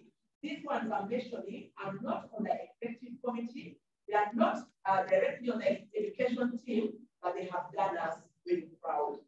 Now, what are our project goals and objectives? There are 5, but I'll only look at 3. It is to build synergies and strengthen collaboration between the various stakeholders, civil society, and the appropriate government agencies. It is to launch a call to action on inclusive education for people with disabilities in Uganda, to demonstrate commitment by the respective stakeholders. And then lastly, it is to support Kampala School for the physically handicapped. The terminology may not be right, but that's what the school is called, with an adaptive technology resource center and equipment for the learners to increase their access to quality education. I would say that we have met our objectives because the roundtable discussion was held and the call to action was actually launched. That's it, on the right. The Permanent Secretary, Ministry of Education, signed that, launched the call to action with 10 minimum demands for effective inclusive education in Uganda. And so the signatures, we see there, many more are coming up at our dissemination events for all those that are taking or pledging their commitment. The roundtable discussion was a president for us, so we raised visibility of this matter, but we are also school. So you know, you say you're going to organize a conference for 30 people, and then you learn, hey, I'm in a roundtable. You say, hey, it's trying to happen because although these people are from government, they're not persons with disabilities. And for persons with disabilities, nothing for us without us. So don't go discussing about us without us. So we quickly learned that you had to bring on board persons with disabilities with the expertise. But we also quickly learned that you also had to bring the numbers new, because if I'm visually impaired, they need a guide. If I'm hearing impaired, they need an interpreter. You know, and these people don't count cheap. You know, and the numbers also good. So and also the challenges to us as an association. For example, we spoke about inclusive education. Where are we inclusive? So the first roundtable discussion we held was co-moderated by Chevening, the one I showed you, silver with you. And we had no braille. But here we are saying, oh, we're talking about inclusive education for persons with disabilities, and it's there moderating. How can this be the thing? How, you know? So challenges. So it's been a learning process for us all. We also held a conference, a roundtable discussion, just to explain a bit, maybe one why the numbers gone, how come you are not dignitaries. I don't know what a dignitary. The chairperson of the Equal Opportunities Commission was there, Chevening Alumni, who was a member of Parliament representing persons with disabilities for 15 years. She was there, but you know, at a round table, all persons are experts by virtue of their expertise, by virtue of practice, and everybody contributes. So that is why we kept the numbers. So we wanted people who are hands-on, maybe from government, civil society, or persons with disabilities themselves. The conference was a bit wider because it was open. And again, we had Her Excellency, the British High Commissioner, Kate Airy, presiding over this event. We also had the Permanent Secretary, Ministry of Education, and of course, very many other stakeholders. Photographs for us to see. Okay, some photographs for us to see of the events, but then also the media coverage. We had good media coverage in the Monitor, in the Observer, twice in the Monitor, once in the Observer, and in the division, in addition to numerous online media and broadcast media, TV, coverage there. So all of the people, our chairperson there. Okay. Tina, okay. Now the conference recommendations, I'm not going to go through all of them, so no worries. But majorly, I'll talk about the last recommendation. We say that the Ministry of Education, we say that we need a meeting with the Ministry of Education, with the Ministry of Education and Sports, you know who they are, to undertake to lobby and advocate for funding of inclusive education, because we noted that there is a huge funding gap in the sector. Only 0.68 billion is provided, whereas we need 1.15 billion, and even that is not exhaustive because we have not put into we've not taken into account all the other considerations. Of course, there were many other recommendations which we shall see, but of course, around policy review, ensuring that the inclusive education policy is hastened and actually passed and adopted, that the Ministry of Education needs to do disability mapping and collecting of all the literature and all the literature on inclusive education. One that concerns us all was the need to sensitize parents to educate all their children without discrimination. Parents includes teachers. Our own Chevening in class would be told to stand up. He became blind at age 4. So in primary school, they'll tell him to write things on the board. He couldn't see them, and the teacher would say, hey, clap your hands and say, silver is a blind jar. Silver is a blind jar. And this is a teacher. We need to expand the student quotas to cover all learners with disabilities. We need to condition a percentage in the government budget for inclusive education. And let's move on. I don't want to go on the recommendations there may. What are the next steps? Next steps is that we are now, we've already had it from the vice chair. We are now looking for funds to equip the campus schools and activities in our with an adapted technology resource center. You may be asking yourselves, you're talking about inclusive education. Why then a resource center in a segregated school? Because it's only for people who are physically handicapped. It's because as a country, we are not yet ready for full implementation of inclusive education. So we need to step in before we are ready. We want to give them that. Wonderful. We are going to restructure that from a current container, cargo container, on site. What is our ask? Our ask is 120 million because I will need to equip this center with assistive technology. But this is for the center without the assistive and adaptive technology, which is about 21,600 British pounds or pounds sterling, or 29,315. Looking at also the equipment brings us 120 million Uganda shillings, $32,876, 24,242 pounds sterling. How to get involved? Contribute cash or equipment, the ATRC and the Kampala School. So the team tell us about a person or organization who can support. Volunteer your expertise in the construction work. Volunteer at the fundraising event on 30th of March.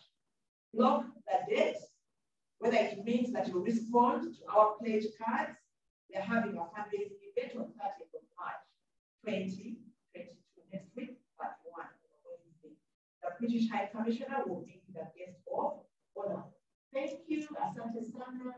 Thank you again to the technical team, to our program, to the Chevening, who did us proud, Campus Nigeria, Royal Italia, all members of the education team for the hard work and commitment. Thank you very much, Chevening. And please do support us when that pledge card, when you receive that pledge card, do support.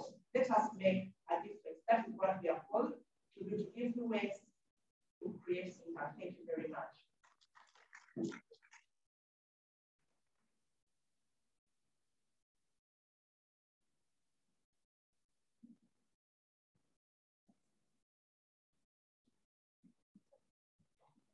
Thank you, Oli. Members, can we give them a round of applause for 2 minutes? And very tough. As I said, when we are studying these activities, we are not easy starting from zero. And we appreciate you, Oliver. Sarah, your student. Next, I forgot it, I related by mistake. We have the money issues. We have to present, you've been giving us some money. We want to present what we've been using the money for. The budget we have, what is likely to do for us. In kind case, I think Jackie will come and give us a report, a financial report. After that, then we'll go to the legal and compliance. We sorry we run time, but I think they're doing well, they're trying to rush. And we are here. This is order us to be out of here. So please welcome Jackie. Her report will be projected on the screen. Takes us through the figures. Thank you very much. Start to hand for energy, please. I don't know who can help us with the energizer. Sarah, you may energize us. You're forgotten them. Come on, you can energize us. Ronald. Which Ronald from the police? Come and give us an energizer. If you don't think of it. Come. Okay, bye. Stand up. So kindly stand up. We are going to write CAAU using our waist. Yes. And we are doing upper case. So we write our C like this. C. You know? Let me do a demo. Then we do our hair like this, and then like that. Taking the waist. See? Yeah. Then our U will be. So, yes. C. A. again. And U. Thank you.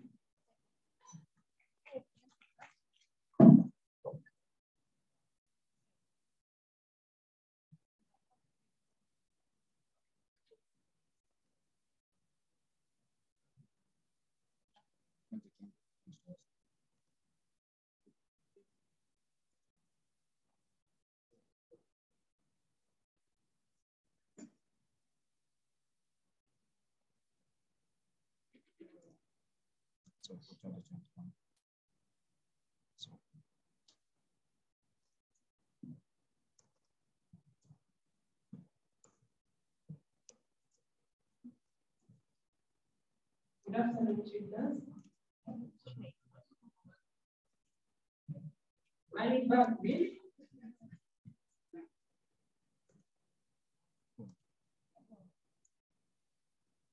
Good afternoon, everyone. My name is Dr. Kaiser and I'm the treasurer in CAAU. And I'm happy to present to you this afternoon what we've been doing for the last 1 year as far as our case.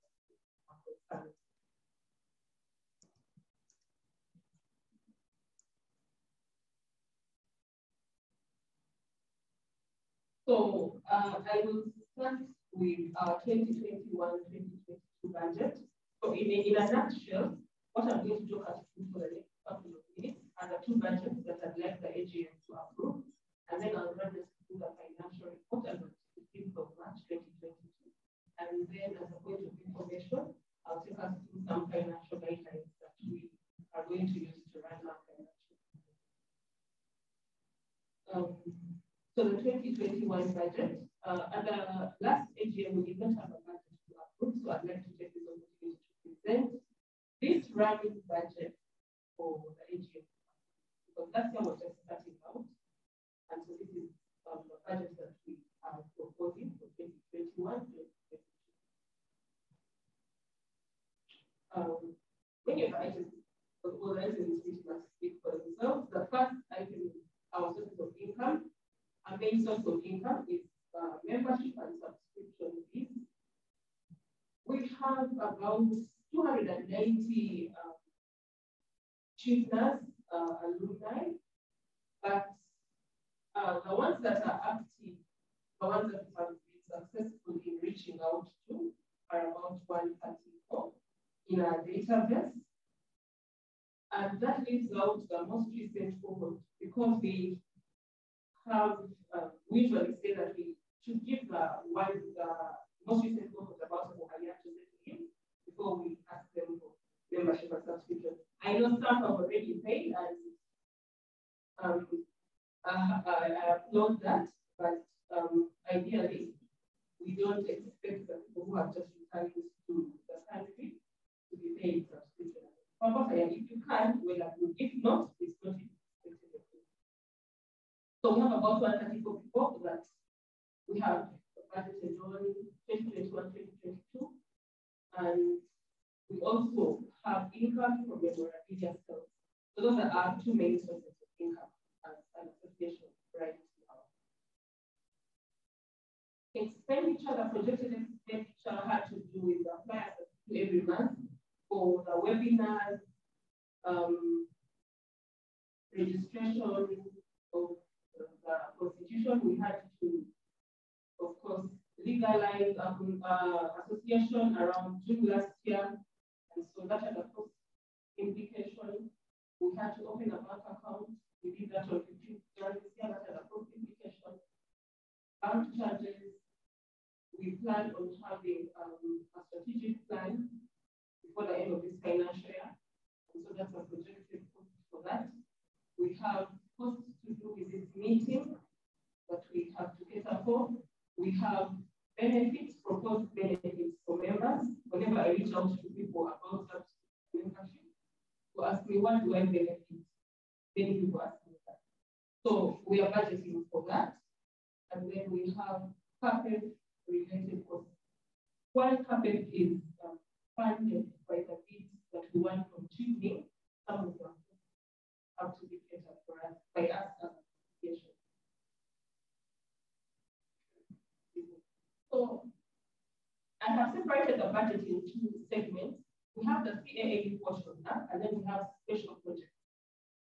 The CAAU, which one? The CAAU portion that was up is funding from our sources as an association, while we have special projects. Well, we have the sort of one-off, I could say, that are not like the usual cost of business. Also, while our current constitution says that the HDM has to pre-approve expenditure, and there'll be more about that later from Loyola, special projects do not necessarily have to go through that. So for the special projects, we mainly have the CAPF, and at the bottom, we have at the bottom,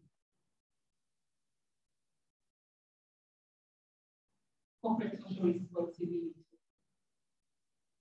So for the special projects, it's CAPF and then CSR.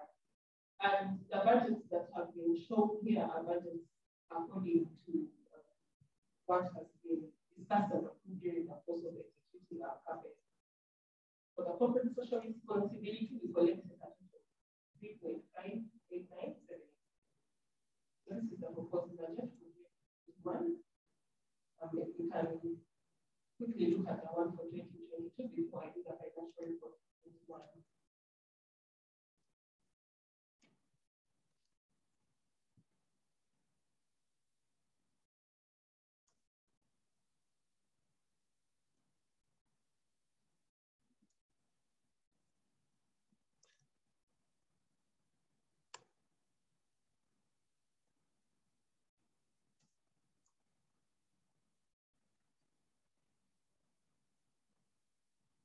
So the proposed budget for 2022-2023, as we're going to see in the financial guidelines, our financial year runs from 1st July 20, whatever it may be, to the following year. So this is the proposed budget for 2022-2023. We have an opportunity to present it and have it approved ahead of time. So the income that we are projecting to earn is from membership and as usual. And then we have memorabilia sales. And then we also have a proposed levy on CSR funds, 10%. So if we collect 3 million shillings for our CSR activity, 10% of that should be retained for other CAAU activities. So that is the projected income effective 1st July 2022 up to 30th June 2023. Expenditure, we shall be spending mainly on the monthly webinar flyers. We are proposing proposing to have an annual dinner. We are proposing to have an annual get together. All these are networking events to help us run an association. We have capital expenses because we have every intention of submitting it for the code that I think it's already it's running. And then we have AGM for the next AGM, which will be around March 2nd. For the special project, it will still be capital, and then we shall have corporate social responsibility. Those are the projections. Those are the two budgets that I propose we adopted this meeting, but I think let me first complete my presentation. Let's go back to the 2021 budget document.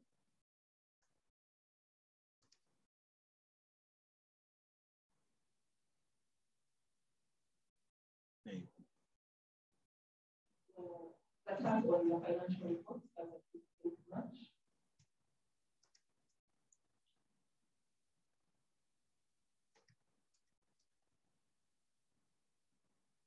So I prepared the financial report as of 15th March, based on the proposed budget and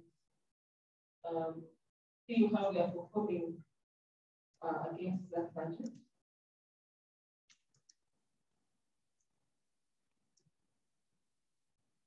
So those are our actual expenditures to see how we perform against the budget. Membership and subscription fees as at 15th March 2022, we had collected 12,203,222 shillings.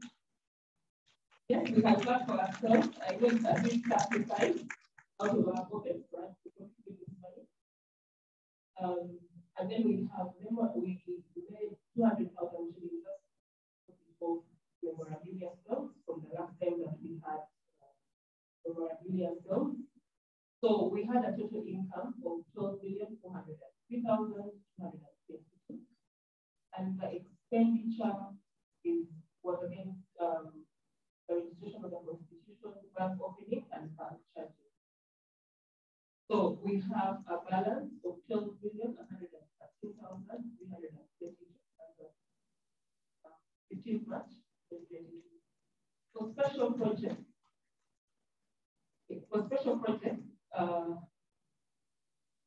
we had for the education fee, we had a total budget of 19,945,800. That's a conversion from the GBP that we received.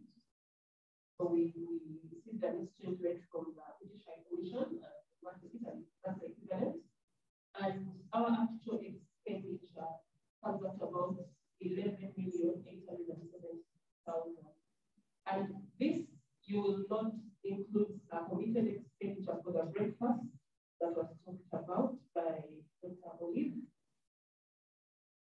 So we expect to have a balance of about 419,800 shillings at the end of the day for the education need.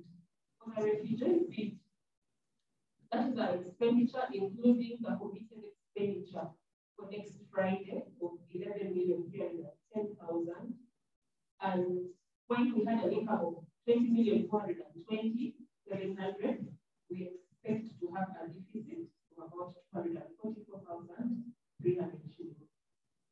Our corporate social responsibility collected 3,589,787, and that's all to be spent for paying electricity and water bills for the Vakateyampa's home that Helen mentioned earlier. And then, we are going to be, we have paid electricity and water bills, and we are in the process of having their car repaired. Those were the needs that we have identified. So we expect a balance of about 111,100.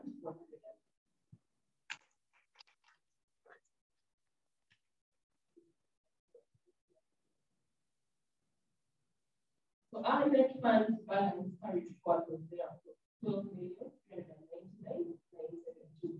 And this, if you go back to the 2022-2023 budget, so that is the amount that we have carried forward to our 2022-2023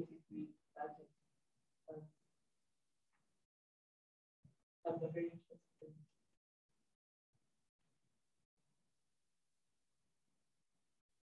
Yes, 12,399,972. But you'll notice that there is some stats against that figure because while that is the position at the 15th March 2022, by the time we close the financial year on 30th June 2022, we expect to have incurred more expenses. So that will change. That will not be the balance at the 30th June. But for now, that is the projected balance. So before I go through the point of information of the financial guidelines, I will put it to the AGM at this point to whether I want to adopt the proposed budget. Thank you.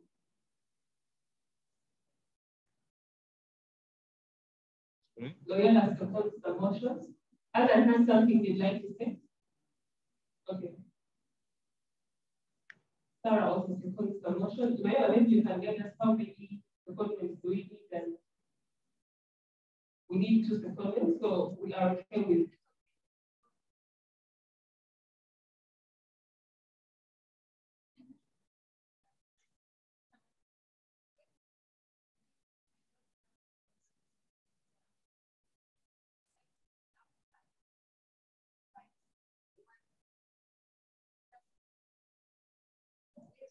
Yes, Carol, and yes, Dr. Tume. We also have another comment from Carol. And thank you very much, everyone. And so we'll now quickly move to the point of information.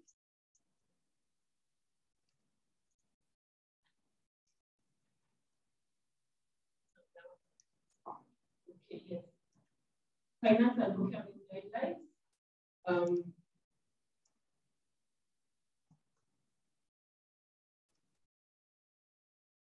Our objective for having these guidelines to help us as an executive committee to have good stewardship, exercise good stewardship over the association's resources. And our financial year will align with first July whichever other fees to that extent of the following year. The basis for our accounting, the accounting principle is modified cash. Other guidance, almost incurred will be in line with the approved budget at the AGM. The expenditure must be approved by all 3 executives in charge of the association finances, namely the chairperson, the vice chairperson, and the treasurer.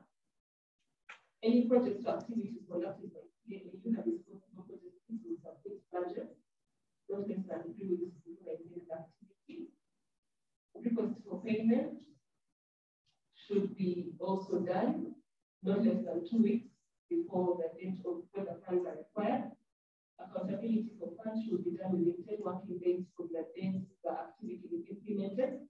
Payments will only be effective once a week on Friday, and payees need to plan accordingly. Any lump sum expenditure beyond 5 million shillings of the AGM approved budget shall be communicated to the members of the alumni for approval within a week of arrival. Approval thresholds for all goods and services to be procured that are above 700,000 shillings. We have to have 2 quotations, and a local purchase order will be issued accordingly. For any purchases that are above 700,000 shillings, anything less than that doesn't necessarily need to follow this guidance. Local purchase orders above 10 million shillings must be approved by all 3 executives in charge. That is the chairperson, the vice chairperson, and the treasurer. And those below 8 signatories are approved.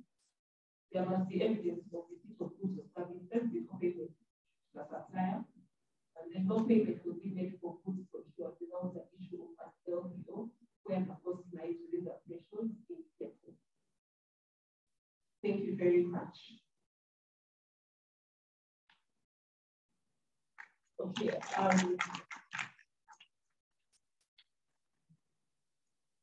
I think we'll be done. So at this point, I will hand over to our MC. Rather to Thank you very much. Maybe something to note is that what is printed out is different. We made some changes, and so what I have presented will be different from what was printed out. Thank you. Thank you very much, Jackie. A round of applause for that. I think that we are very transparent in the things that are being done. I think they were tough. They're becoming tougher. Thank you, Brian and Jackie, for those things today. Next to come to the presentation. So bear with me. We are sorry we are trying to rush and finish. We have promised that will be very brief. We are having some figures that the legal report and then some new issues in the procedure that we have review and amend. So I'll hand over to Loyola, take us to that. After that, we'll have if there are any questions. I don't know. Then we'll have one or two, and then we'll go to the next part of the day, which will be rewarding. Finished. You can ask us to remain with us, but we have lunch booked. So if you don't give us an lunch can be don't waste. Just a few minutes we are remaining with another stage. Leila?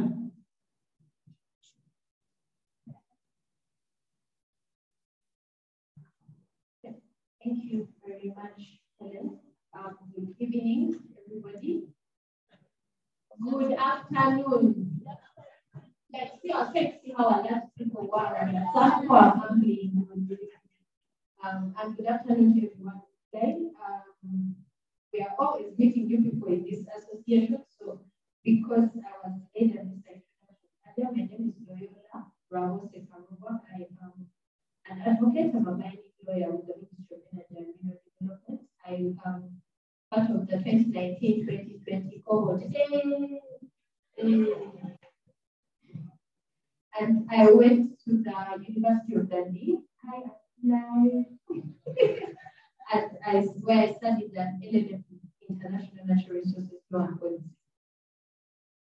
My role here is very simple. I also serve, I'm honored to serve as a legal compliance officer of the executive committee. That committee comprises four. Let's go back. So I just also want to thank the gentlemen who have offered their time and legal brains on our very minimal tasks. That committee comprises of Andrew Munanura, I think he was here earlier, our senior counsel, Tom Alugebe, Jonathan Chom, and myself. So thank you all. For the purpose of this AGM, we have just one issue. I'm going to be moving a motion to amend a specific clause of our constitution. As you heard from the minutes of the first AGM, we reviewed and passed a constitution. However, when we started operations, we faced a few challenges that led to the executive committee reconsidering a specific clause. So that clause is 17.3.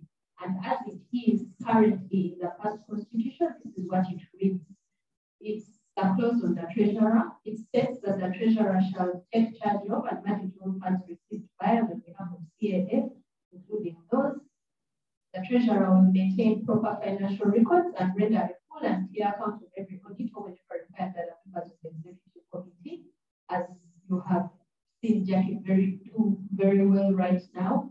And finally, it says that the treasurer shall be a signatory to every bank account of CAAU and shall ensure that any expenditure is pre-approved by the general meeting. Every expenditure is pre-approved by the general meeting. So this is what has happened the past year. We realized that having to require every expenditure pre-approved by this general meeting raised a few challenges. The executive committee was unable to make payments necessary for basic administration and management. For example, registration fees, because we were at the beginning when we were registering documents and the resolutions of open bank accounts, and making receipt books, purchase order books, paying for branding and communication. For example, the e-posters when we were having webinars, branding related to the association, to these etc. Lots of several administrative expenses required to be pre-approved by the general meeting. and they were not. So this is what, so basically it led to a challenge, a practical challenge, and was impeding activities and also affecting Jackie's books and how she balances, because then if she's not able to pay, yet show that she has paid, generally as a practical issue. So this is what we propose. We propose to amend that clause which currently says expenditure should be pre-approved by the general meeting, to state expenditure should be pre-approved by the executive committee. However, in addition, the treasurer shall present a budget and financial report to the general meeting for review and approval, which is exactly what Jackie has just done. So going forward, if this is adopted, the treasurer would present at the general meeting budget reports discussed, and if they are approved, we are good to go. When we start operations, any expenditures both in that budget have to be approved, pre-approved by the executive committee, not go back to the meeting, not go back to the general meeting. And even should there be exceptional expenditures that may come up that are not in the budget, those two have to be pre-approved by the executive committee. So that nothing is held back by us having to wait for a whole other AGM. And that has been, I'm happy to see that has been restated in the finance guidelines and finance and procurement guidelines that Jackie has also just presented. So that is the proposal. So therefore, I move a motion for a resolution of the members to amend clause 17.3 to provide for prior approval of expenditures by the executive committee as provided above.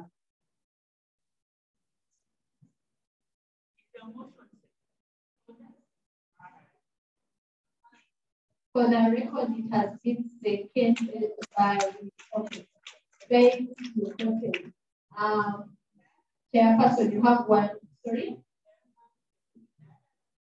Yes. Thank you, Chris has voted. No, Chairperson, there's one more part there.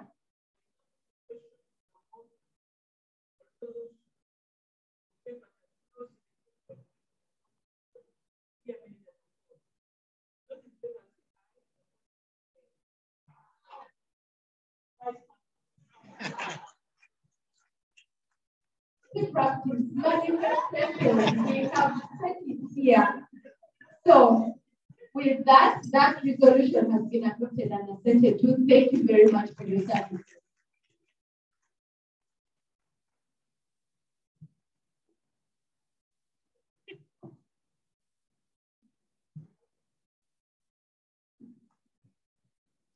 Thank you, Loyola, for that. And really appreciate you into this business. I'm starting to think about it. Thank you. I forgot to thank you very much, Loyola. Let's give a round of applause to all that for presenting. Before any of the presentations, I don't know if you have any reactions to the presentations. Any questions, burning questions or issues to be raised? I don't see any hands up. I presume there are none. If there are any, please put them onto either the Zoom online, or you can put them on the WhatsApp forum. So I understand, give us a round of applause for the executive. Sure, it's a seamless run. There are no questions, no issues. So we are doing very well.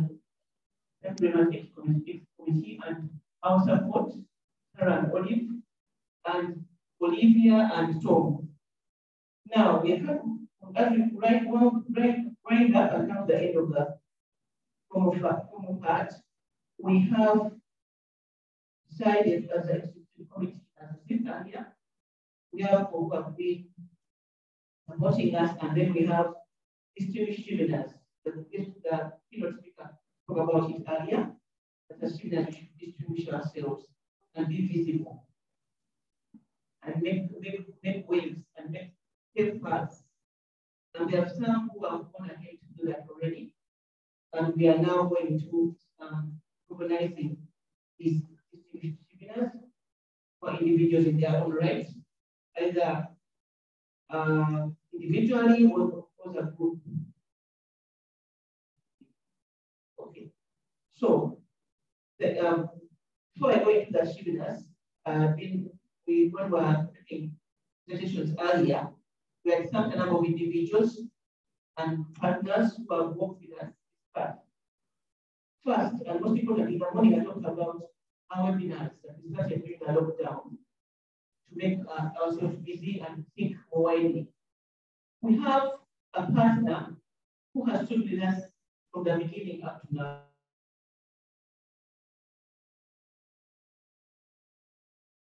We have a partner who has distinguished themselves and offered to open the door once we have our webinars at no cost.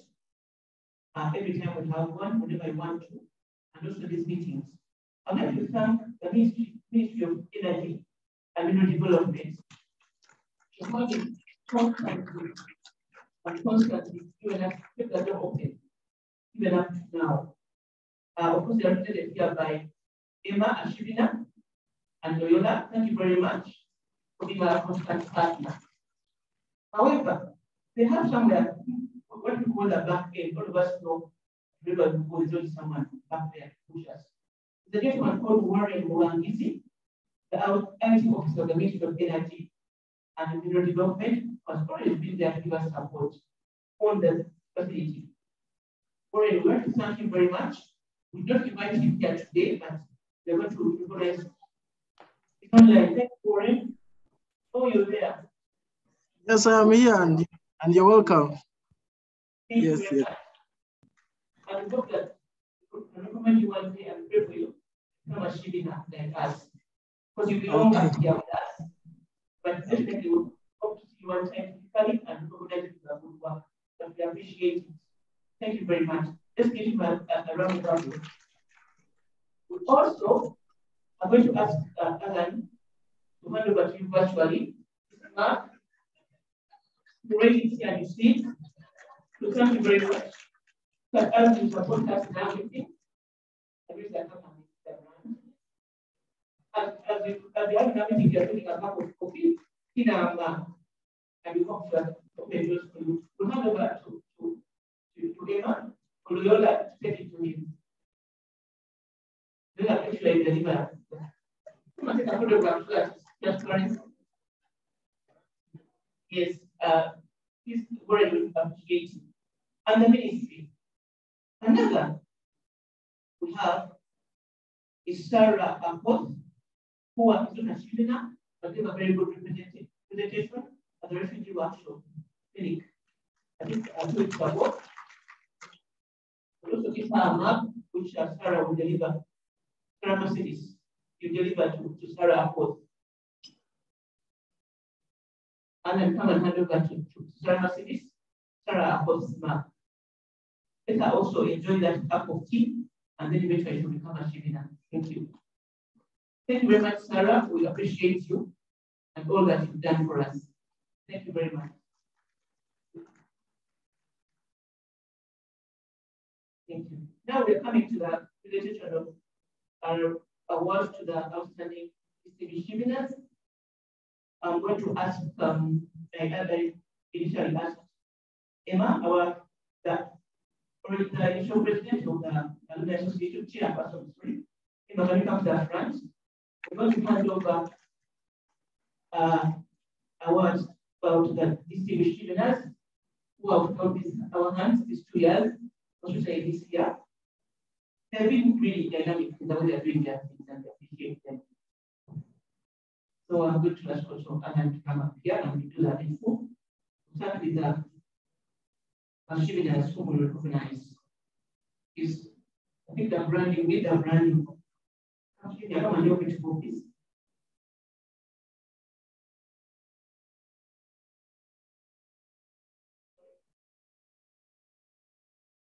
Thank you.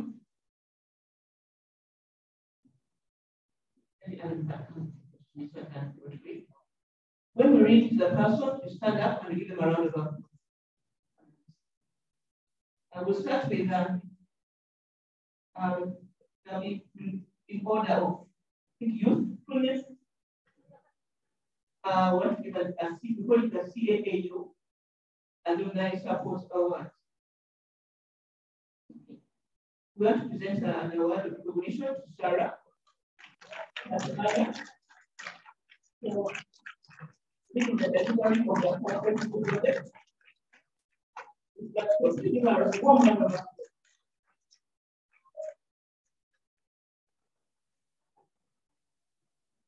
Because you don't have to like the thing. Please give her a warm round of applause.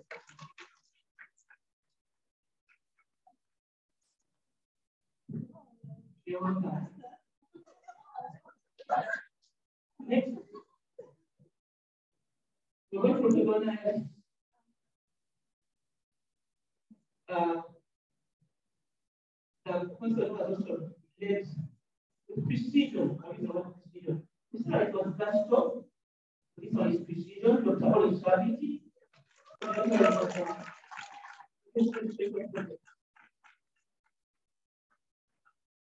Class for members. Thank you very much for it. Our good work you've done. And keep doing that work.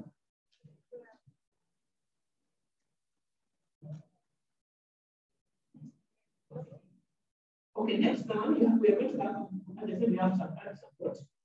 I'm going to request to come and receive this one. To receive it on behalf of Olivia and Juliet Nalwana. Outstanding support.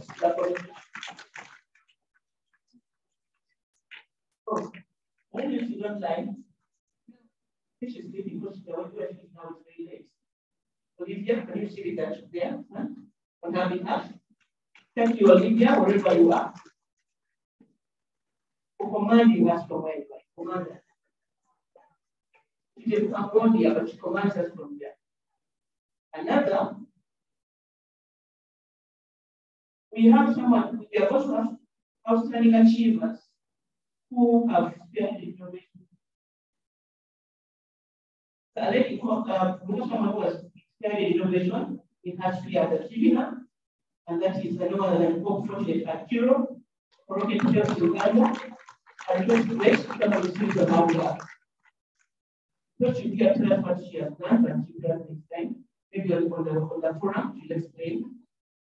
But we thank you, Pope, for being at Chevening. Thank you, Pope, wherever you are. Because she's in a meeting now, but I hope she's online. Next, as I spoke earlier, we have somebody who has been formed as a support and love and support. That's not another text in the theory of the Deputy Commissioner to Uganda.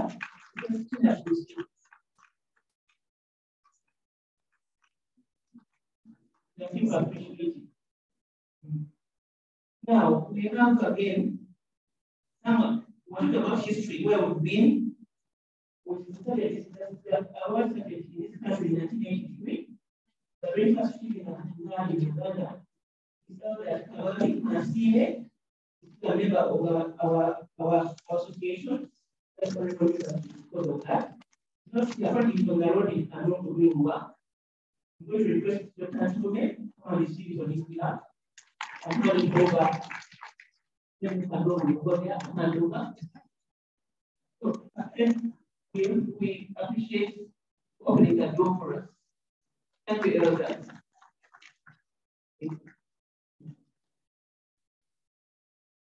Thank you, elders, for wherever you are. I'm going to request our president to go back. And then I request Dr. Antome to come and present this.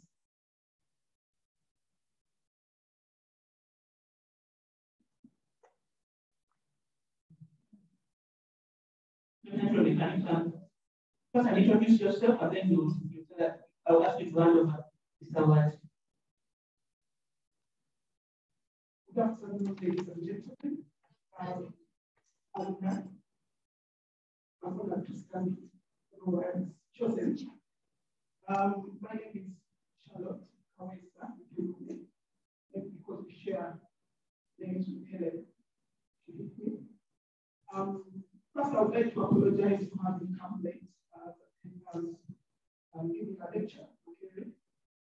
And I just came in as introduction to attending.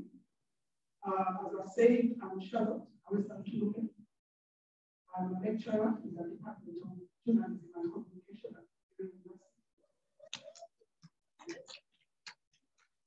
When I was listening to, I was actually, I had tuned into the meeting on my way here, and I had Honorable Martin Matrix as well as Jaja, because I went to start my master's education under the British scholarship in 1998. Yeah. 1998, and I was at the London School of Economics and Political Science. And I did the Master of Science in Media and Communication. And that was immediately after my graduation, which I graduated and then to the center, went to Uganda. So I'm happy to be here. Anyone who wants to do a relationship between Dr. and I, just have to look at so a glass of wine. I can tell you a secret. Come and it's your sibling to be a sibling as well. Now we're going to request Charlotte to present an award to someone dynamic. We call it the Chevening Alumni Association of Uganda Lifetime Award. We present to somebody who feels as dynamic, has energy and is giving us hope. It that hope and is still driving us. It goes to our first chairperson, Madam Frederick. Why do we provide things? But as I said, we started at home. When we were called as a small group, I remember there was Alan, there was Grace, Tina called us to all of them, and then we started to start this thing. And look at ourselves and see who can start it off. You know, I don't do that. So we have to think about the person who can lead us to start. That is about this whole thing. So we said, somebody thinking, so let's go and think about somebody who can start that. So I don't give up from being in the African one. Another British Alumni Association, somehow it was along the way. They served on it before. So I called him and he convinced him. It wasn't easy. Come and start distributing things. And he accepted to come and start as well. I think it was last year to present to him award. And he's still with us. So when we call him and give him time, he's still with us. So thank you, Emma.